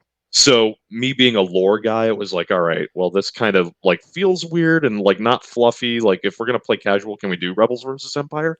But for competitive games and everything, I've had to come to accept as a lore guy, like, you know, this always isn't going to make sense. But I've also read enough lore where there was a Dark Horse comic back in when I don't know mid 2000s when Dark Horse had the line, and Luke Skywalker teams up with a clone trooper that's been abandoned on a. He was part of Shaak T's unit and gets abandoned and left behind when his gunship shot down 20 years later, right? And he sees a stormtrooper. He's like, "Oh, you're the next generation. Let me report in," and gets immediately shot at. But in which it was based on the whole like World War II, a Japanese soldier like trapped on an island and is fighting the war for decades after the war ended. But Luke Skywalker's fought with a clone trooper, at least in like old lore. There's ways to hand wave it. Or maybe this isn't Rex, but this is like or you alternate universe where Rex the chip is still there, and now the 501st has gone on to fight with Vader. You know, post Order 66. There's a lot of ways to hand wave it in lore where it's Well, like just enough to make half sense. the 501st did keep fighting with him. It just half died. Yeah, exactly. Yeah. Half ended up on a nameless moon. In a mass grave. Yeah. You know, but so it's something that I either had to accept or well I know enough lore to where like I can hand wave it. Yeah, and Luke fought honestly, with a clone trooper at least once. and I think the Ahsoka show does a good example of this, where you have adult Ahsoka going back and seeing a battle that took place, um, where she was a Padawan fighting with Anakin, and you're like, the Force does weird shit, right? Yeah. This could be this could be all sort of force tests, or think about all the Jedi caves and stuff where people do their Jedi Knight missions and such. This a particular game could be taking place inside a Jedi force cave or whatever. I mean, I'm fine with it. I Seeing was that you're seeing that alternate future where like if Vader's meditating and he's Yeah. like been me and Padme ruling the galaxy and the Vader Padme list would have worked. More recent comics, Vader fought with Sabe. Like that was a team up in a recent comic run. Like you, there's enough hand waving or enough like force, you can make any matchup work. Have you And now seen the world between worlds and Filoni Star Wars, yeah, Yeah. right there. Have you seen Dallas's Vader Redeemed?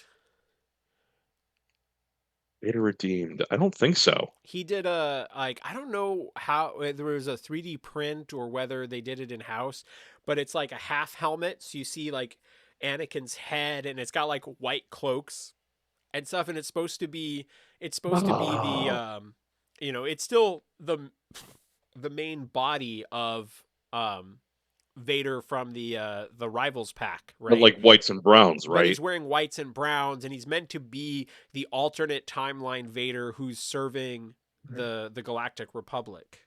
But it just looks Yeah, really cool. I haven't seen the model that Dallas did, but I think it's based on concept art that they did for Battlefront 3. And Battlefront 3, when they were developing that in the mid 2000s, they've got a whole bunch of weird concept art out there of like Dark Side Obi-Wans and Dark Side Mace Windows and stuff, where like the Battlefront would have allowed you to do like this weird alternate timeline stuff. So, like, all that concept art type stuff is out there. And, Shatterpoint's not going to be the first time someone's like, what if Mace Windu and Darth Vader teamed up? Like someone's dreamed of it somewhere. You get to go play that. That's cool. There's, rated R fan fiction out there for that team up, I'm sure. There is probably Rule 34 stuff all over the place for a lot of it. Like, but I mean, I loved I'm not the telling you guys what to go look up later, but I loved the KOTOR games, right? And so you kind of have to like when you love those games, you have to accept that there's Bastila Shan, the Jedi Knight with their double-bladed yellow lightsaber, but there's also Bastila Shan, the Sith apprentice. Double-bladed red lightsaber Sith Yeah, apprentice. that serves Darth Revan, who takes over the. God, I can't remember what was the base called that they were fighting over at the It end. is the Starforge. The Starforge, yes. Starforge, yeah. Right? Like both of those kind of just exist in your mind simultaneously. Yeah. And that's okay. Which one's proof? Yeah.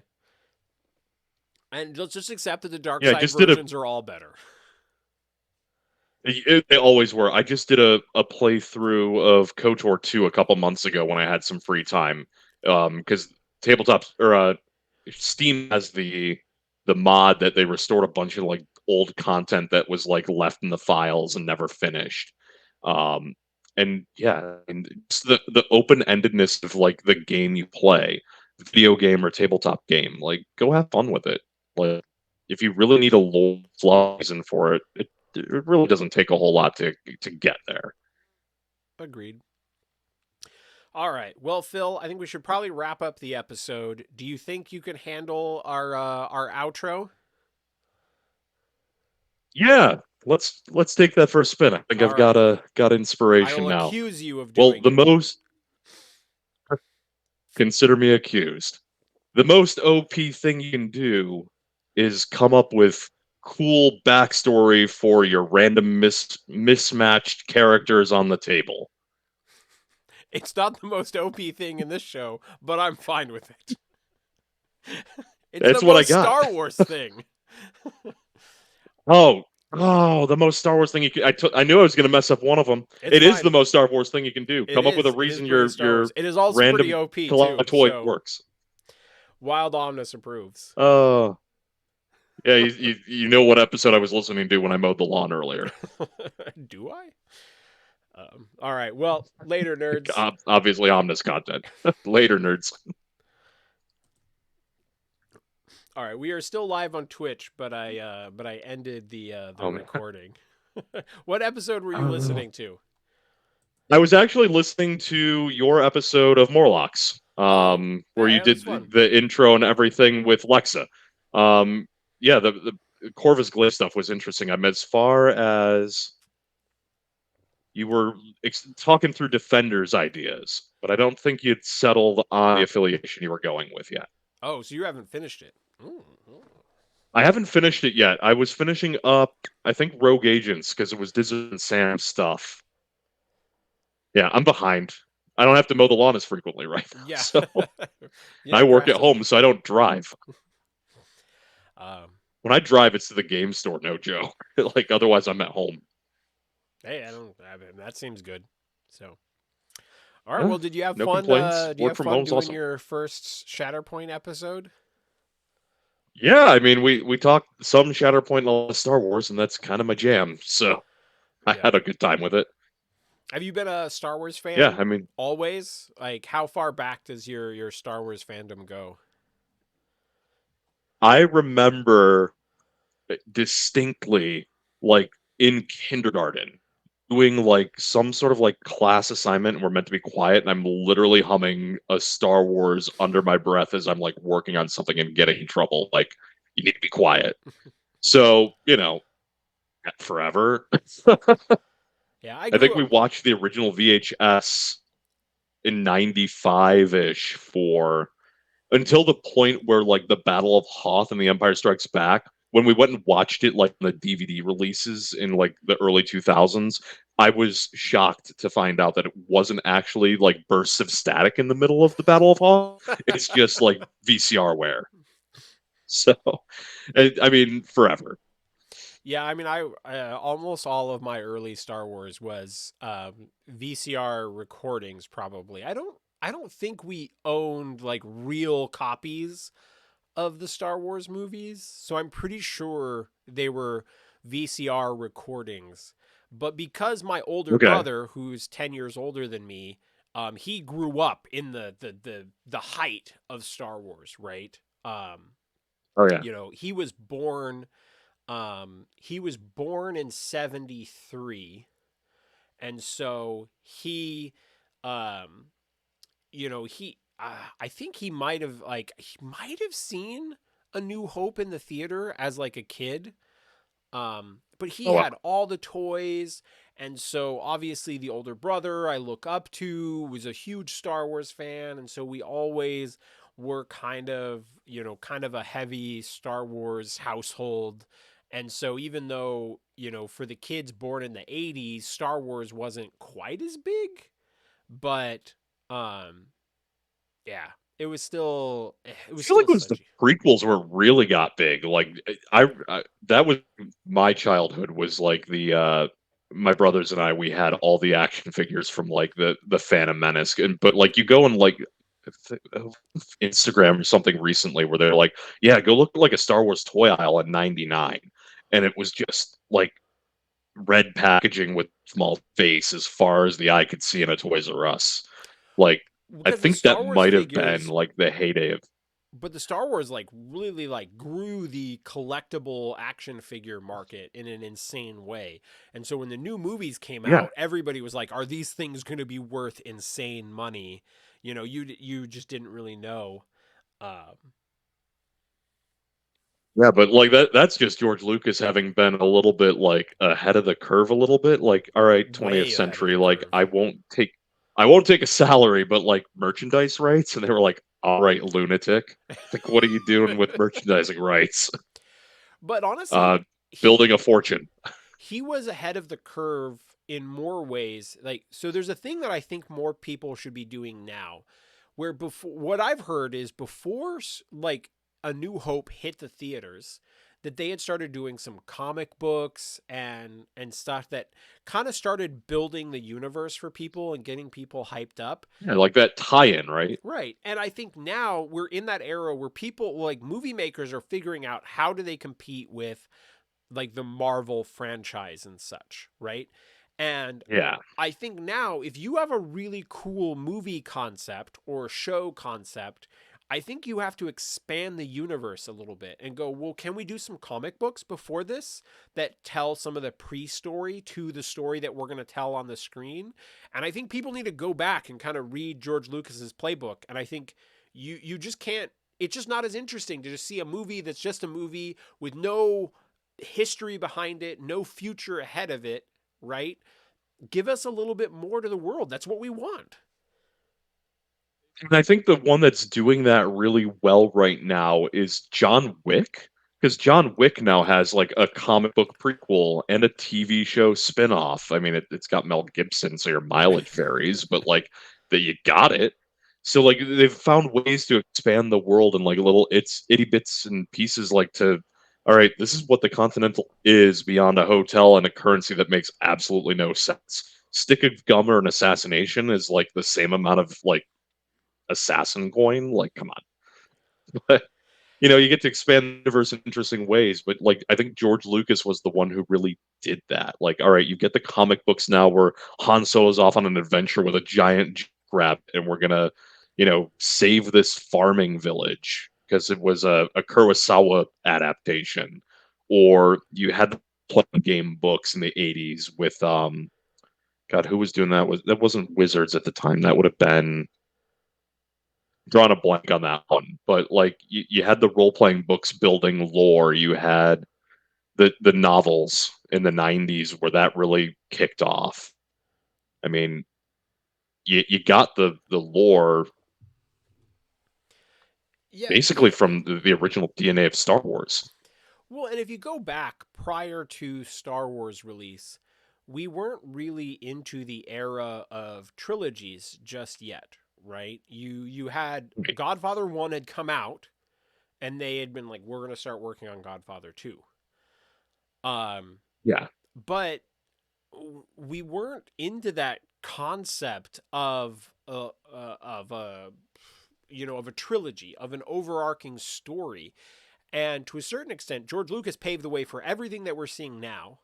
Would Feige even have the same concept for Star Wars or for Marvel if it hadn't been for Star Wars and this overarching story throughout multiple movies? Um, Probably How not. much of Marvel is a trilogy structure now? I mean, Yeah, Iron Man, Captain America, Guardians of the Galaxy, Thor's now got four, but like a lot of that was all trilogies. yeah, and yeah, in a lot of ways, it's just I think in general now we're just like we want content to be a little bit deeper, and that's not a bad thing fundamentally, right? We're always consuming content, right? Give us more so we're giving you the money and we'll be happy to consume it. Yeah, I mean, there's a lot of You just have times, to put it out there. like a good example, when I started watching Enola Holmes on Netflix, I was blown away that this was not Who a is that? series. You've never heard of this? That's only a movie?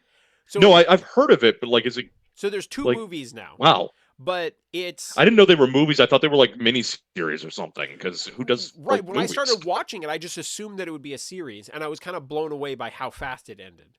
But it's the actress who plays 11 as basically like I forget, is she a cousin of or a sister? I can't remember her relationship to Yeah. Sherlock. Henry Cavill, Sherlock Holmes. Yeah, but it's really fucking good.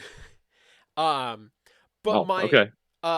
so you should absolutely watch it. There's two movies for it now, but it On my list. yeah, it's I'm doing it. it's a Sherlock style story told from the perspective of a kind of a teenage.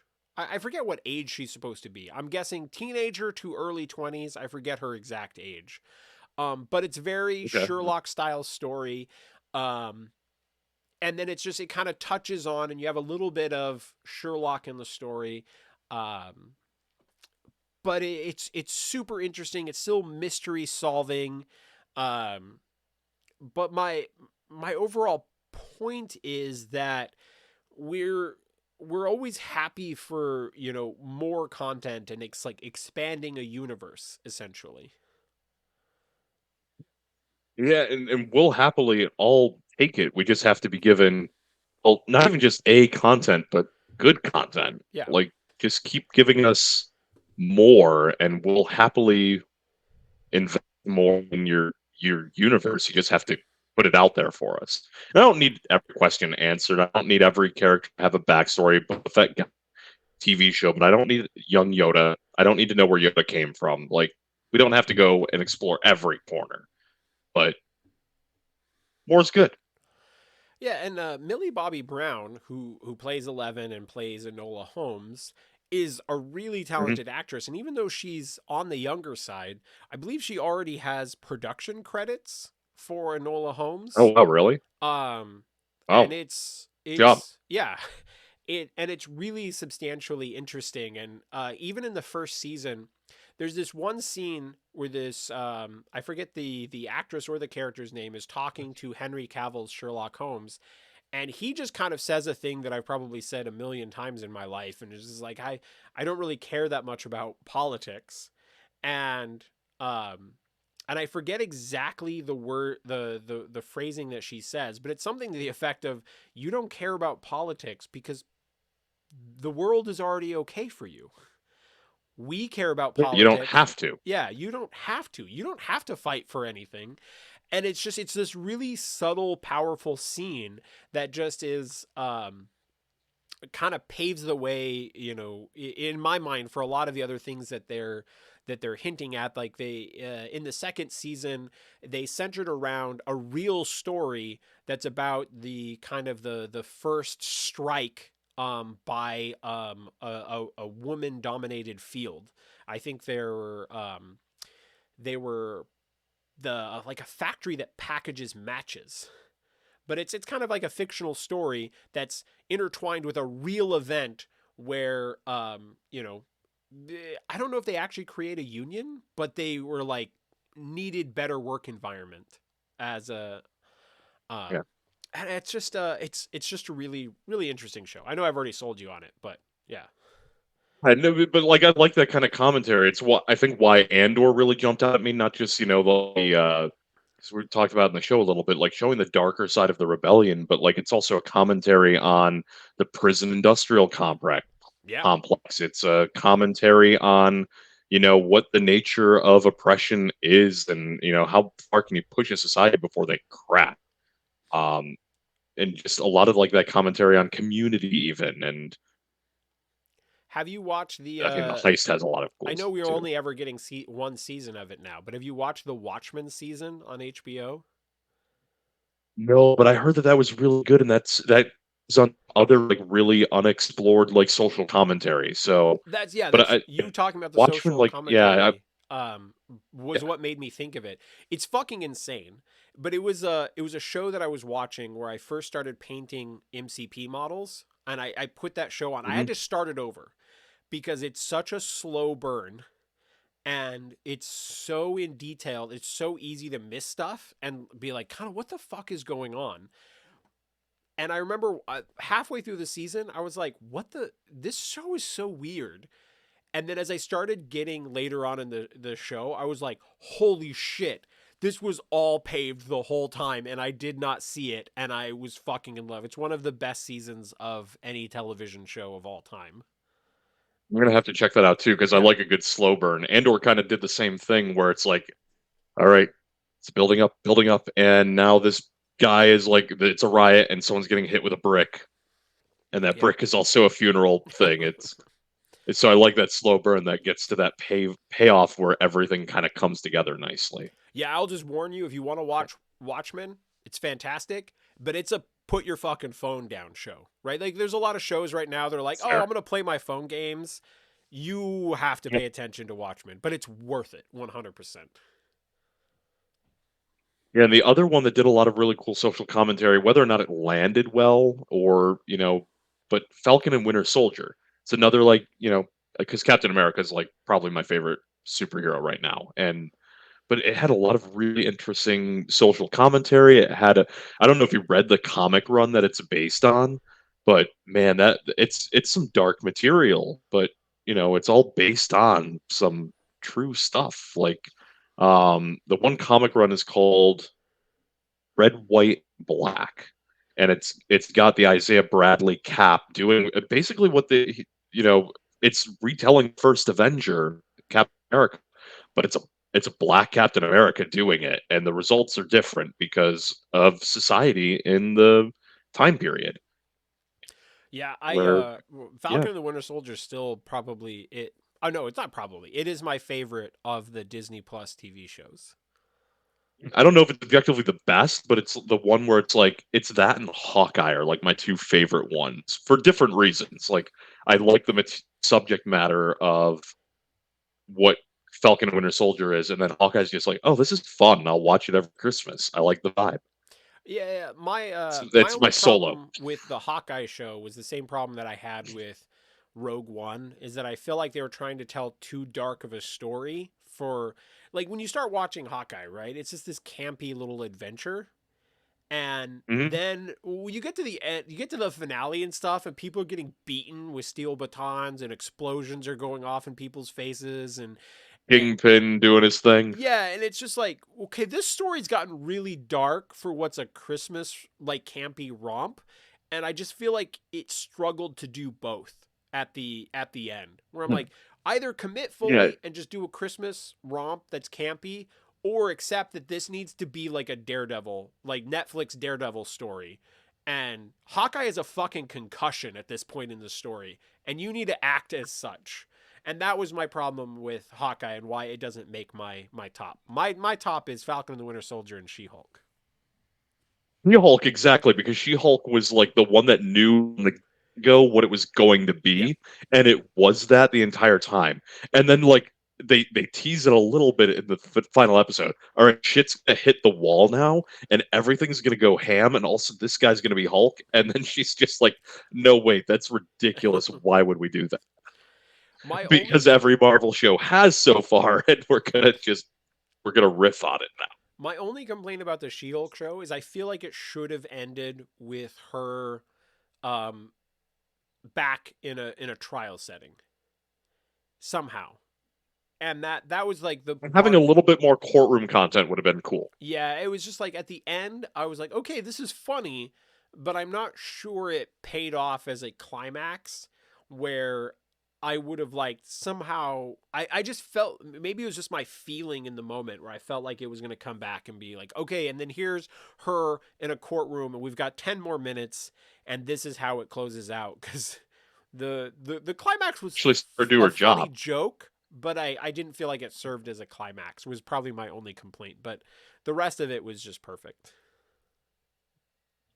It's one of those where it's like this is a half-hour sitcom. It's funny. It's the lead's good. But it knew what it wanted to be the entire time, where it wasn't that jarring tone change in the finale. I mean, I guess it kind of was, but it tied together. Coming back to Star Wars, Tales of the Jedi fucking blew me away. So good. I Yeah, and that was one where, yeah, I don't think there's been Dooku, man. something where I've watched it and been upset on how little content there was for it than Tales of the Jedi, where I'm like, I need a whole nother fucking show about Dooku's fall to the dark side. I I Yeah, did that not could have know been its own movie. I did not know how much I wanted to know about Dooku until I was watching that, and like you guys missed a whole like just fill it all in. I was blown away by how good that show was and how much more respect it gave me for Dooku as a character. Yeah, it did some really cool stuff with Dooku, who just Dooku's this character like you put Christopher Lee on screen, like, and he's in the back half of Attack of the Clones in like the first 10 or 12 minutes of Revenge of the Sith, and then he's just done. Like you, there's so much more we could explore with that character. Like it's proto Vader in a lot of ways, fallen Jedi. But that doesn't just happen. What led him there? And like you think Anakin's got grievances. Dooku had a lifetime, like 60 plus years of it. I didn't realize until I And was watching yeah, Tales of the Jedi that he was already serving Sidious at the point of Darth Maul's death. I assumed, maybe yeah, naively, that Sidious recruited Dooku after losing Maul and he didn't know that Maul was going to die in that situation. I started like kind of alluding to some of that in the pre-Disney fluff with the Plagueis novel, where like the Sith have so many plates spinning at that point, where Maul himself is recruited while Plagueis is still very much alive, and Plagueis knows that. So it becomes almost like how we see in the Clone Wars, where Dooku is Ventress and Sidious knows Ventress is there, but like how far is Dooku actually going with training his own apprentice? Like, at what point does it cross from being a useful tool to Sith apprentice and threat? And so they started doing that in Plagueis, but like also Palpatine's like recruiting Dooku on the side as a political ally. So like the rule of two was so loose by the end of it that Dooku was like the obvious next candidate because he brought so much to the fold. Yeah, and that makes sense as we know now that everyone is kind of always pseudo has an apprentice, right? It's been established with like Star Killer for Vader, and everybody's always kind of, you go into like the Emperor's Hand stories with like Mara Jade, and Mara Jade and you know, a whole laundry list of those. Like how many emperors? The Palpatine had like entire legions of not Vaders. right, this kind of like always if your apprentice dies, you have a backup plan. Or, if your master dies, whether by your hand or someone else's, that you already have an apprentice ready to go is kind of well established at this point. Um, and this isn't may obviously make it into the main episode, but The Last Jedi is still my second favorite Star Wars movie, which is a hot take for a lot of It's, people because no, but it's inarguable.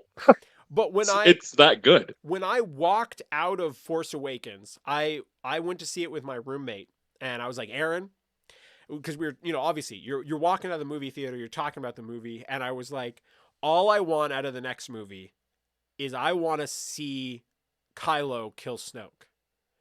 I walked out of it. I was like, please, we have never gotten to see us. Like, I know he's not Sith Yeah, but quotations, but I want it's we. enough. It's so Yeah. Star Wars to have a Sith apprentice kill their master. I was like, this is the perfect situation for it.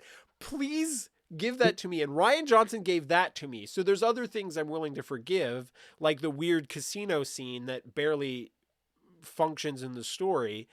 Um, I've got thoughts on that one, sure. But he gave me but what I wanted more than anything else, which was a cool scene where the Sith apprentice kills his master. I love that. And the other thing that I love that he did was Ray being a nobody. Because at that point, when that movie came out, everyone 100%. walked. Every time everyone had a theory. She was a Kenobi. She was a Palpatine. She was a Skywalker. She was a clone of some. Like everyone had some theory, and Ryan Johnson is brilliant for being like, no, we can actually do better than your garbage internet theory. And I think that's why the movie gets so much hate is because Ryan Johnson just gets Star Wars better than most Star Wars fans do, and like actually made a decision that was compelling and unique and new, I and then was ran with it. 100% on board. I I that was another discussion. I had tons of discussions with people about who Ray is tied to, and I was like, please have her tied to no one. Now, if they were going to be tied to someone, I thought she should be Kenobi's kid because I thought the symbolism of like her handing the lightsaber to Luke, being a Kenobi handing the lightsaber back to a Skywalker again. There was really interesting symbolism if she was a Kenobi that I could appreciate if they Mhm. had to make her connected to someone. I thought Yeah, Kenobi would have such interesting undertones that I wouldn't be child, upset about it. grandchild, whatever it ends up being. Yeah, Yeah.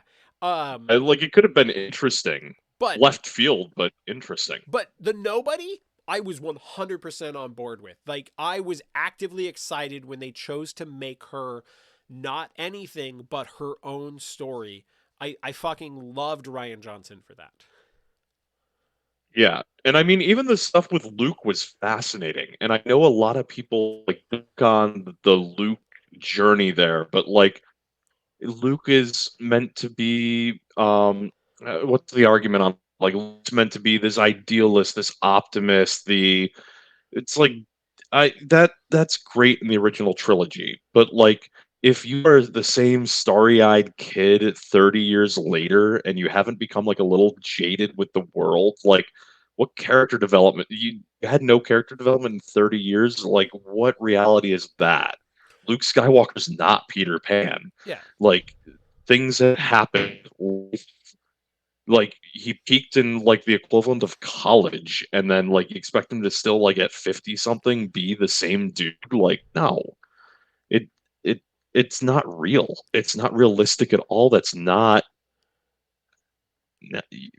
yeah maybe but like a lot of that wasn't Ryan Johnson. JJ Abrams set up the whole thing where he's like in hiding and the apprentices were killed and like he tried to restart the Jedi Order and it didn't go well. Like that's not Ryan Johnson. That's just the narrative thread he was given to run with.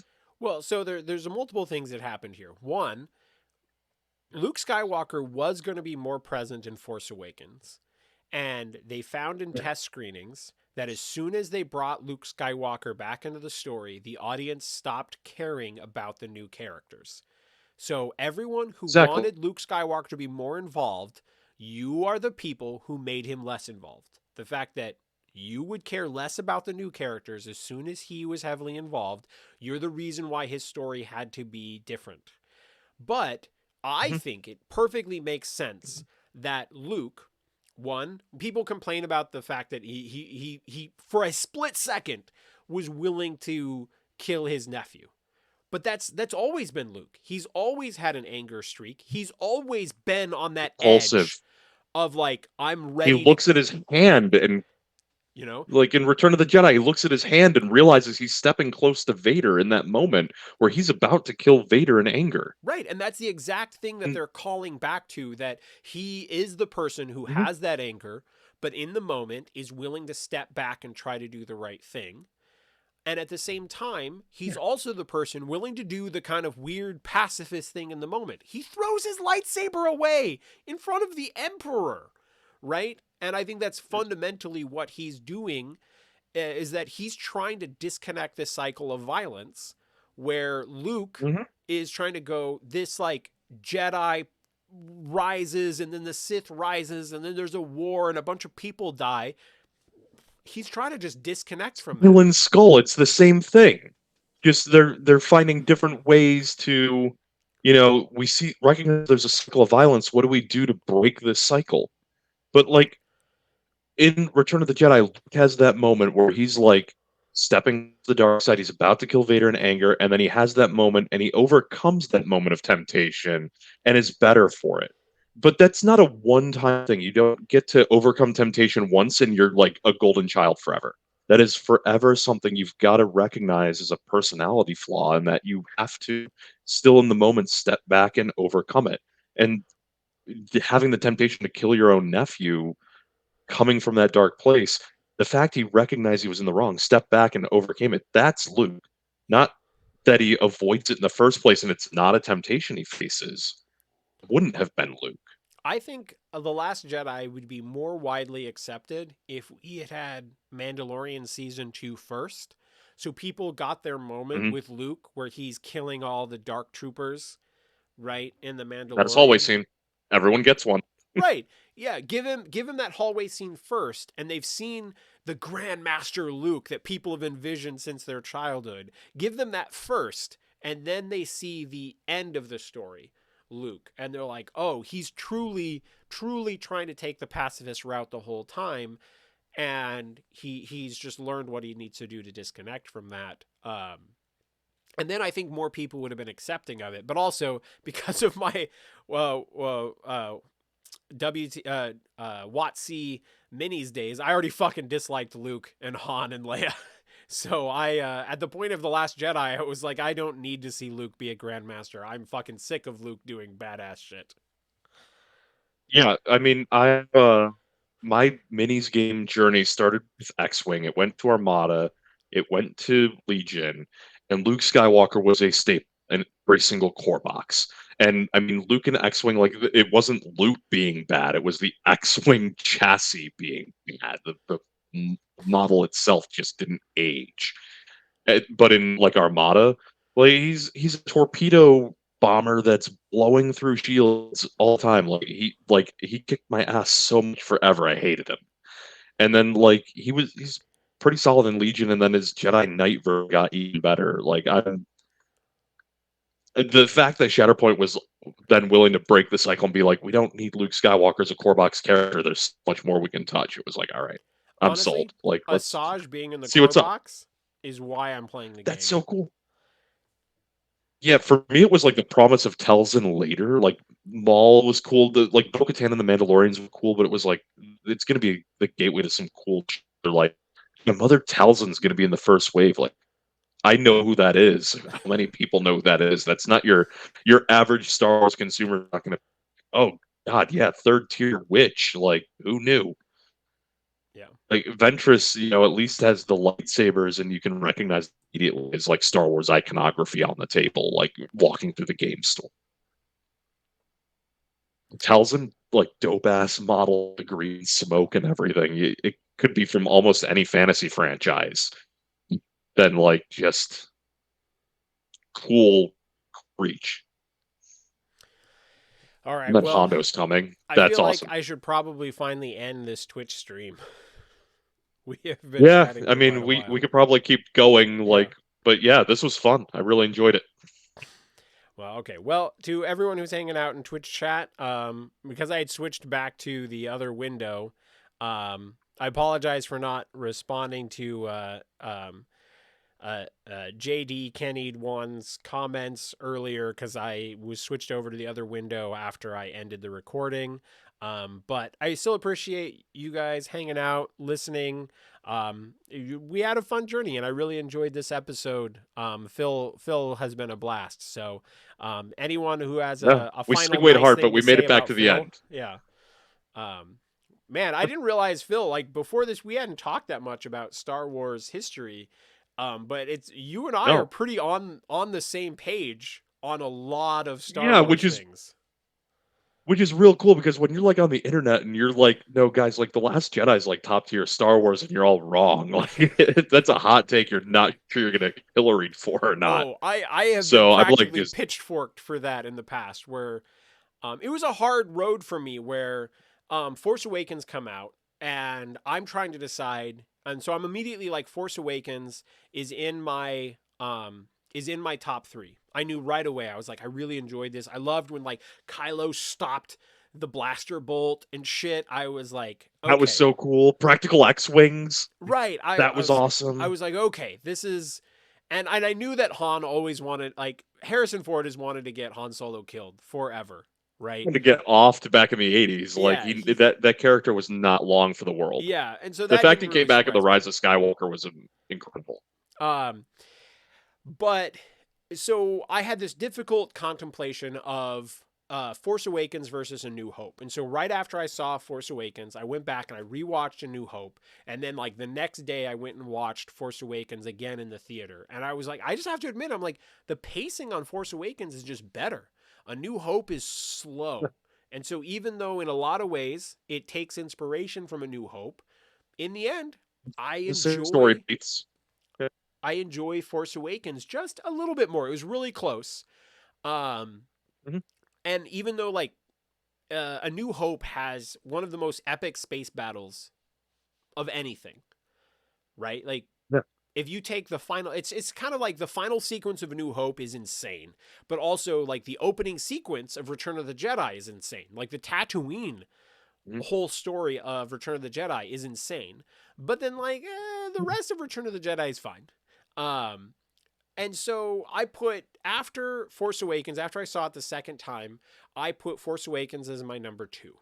Then The Last Jedi came out, and it was a lot to absorb. And in the end, I just thought I'm like I enjoy this a little bit more than I enjoyed Force Awakens, and it goes in at my number two. And there's just like all this hate about The Last Jedi, and I'm like Mind blowing. I enjoy when a director does things that I like the fact that Poe Dameron's whole thing didn't work and that um Yeah. that there was actually a whole nother Even the plan. good guys fuck up and fail sometimes. Right, Like I they don't appreciated always that. stick the landing. And I Yeah. liked the fact that I was watching something. Maybe it's because of, all the seasons of Game of Thrones and such, where I'm like, all of a sudden, I really appreciate as a person who I will watch stuff. And there's a number of times I'll message my partner. I'm like, hey, I just started a movie. I'm 5 minutes in. I've already figured out the end plot twist. There's just things about how my brain works. And I just figure this shit out too early. And it's why I tell people, like, you literally can't tell me anything about something. If I tell you I'm ready to watch something, please do not fucking say anything because I'll figure shit out about an Because it's gonna actor. ruin it. It'll be a thing where I'm like, Yeah. they introduced this actor and this actor is just too non like this is not an unknown enough actor. I know that they're more of an important character, so now I figured out that they're the primary villain in the whole thing. It's just the way that my brain works, and I enjoyed that Ryan Johnson wrote a story where I didn't get to see anything coming. Everything was an interesting surprise, and that makes me enjoy it Right. more. Yeah, and like the Poe Dameron thing in particular is like really nuanced and really cool because like Everyone's online. Why didn't you just tell him the plan? It's like, because he's literally a security risk. He just got how many fighter pilots killed, and then when he does find out something, he talks about it on open comm to a guy who's ready to sell him out the second his ass is on the line. Like the entire plan falls apart because he opens his mouth, and Holdo was right the whole time. Well, and what I really Can't tell him enjoyed anything. about what he wrote is obviously Ryan Johnson was in this weird spot where Poe Dameron was never meant to be a long-term character. Poe Dameron was meant to Yeah, he was die. meant to die off when he at the beginning. Yeah, But but Oscar Isaac Oscar was just Isaac's too just too fucking cool. charismatic, so they kept the character around. But then also, they didn't really give Finn a lot of depth. They didn't make him a good shot. They didn't make him a good pilot. They didn't make him good at anything. They were like, he's a sanitation worker. And He's so, along for the ride. right, and so now you have a main character who a vast majority of the world thinks is about to be, the hero, African American Jedi, and now isn't. And he's got to write a story for this person who is kind of good at nothing. And I enjoyed that they wrote this story that was essentially Poe needs to learn when to run. That it cannot always be fight and it cannot be always sacrifice. That sometimes you have to preserve life. And then Finn is on the Strategic other. retreat is valid. And he needs to learn when to stand and fight. Finn needs to learn that cowardice and like running away is not always the right option. And so you have them as the opposite ends of each coin. I found that really interesting. And I thought, Ryan Johnson, you had a hard pill to swallow with these two characters, and you ended up making something interesting for them. Juggle. Yeah.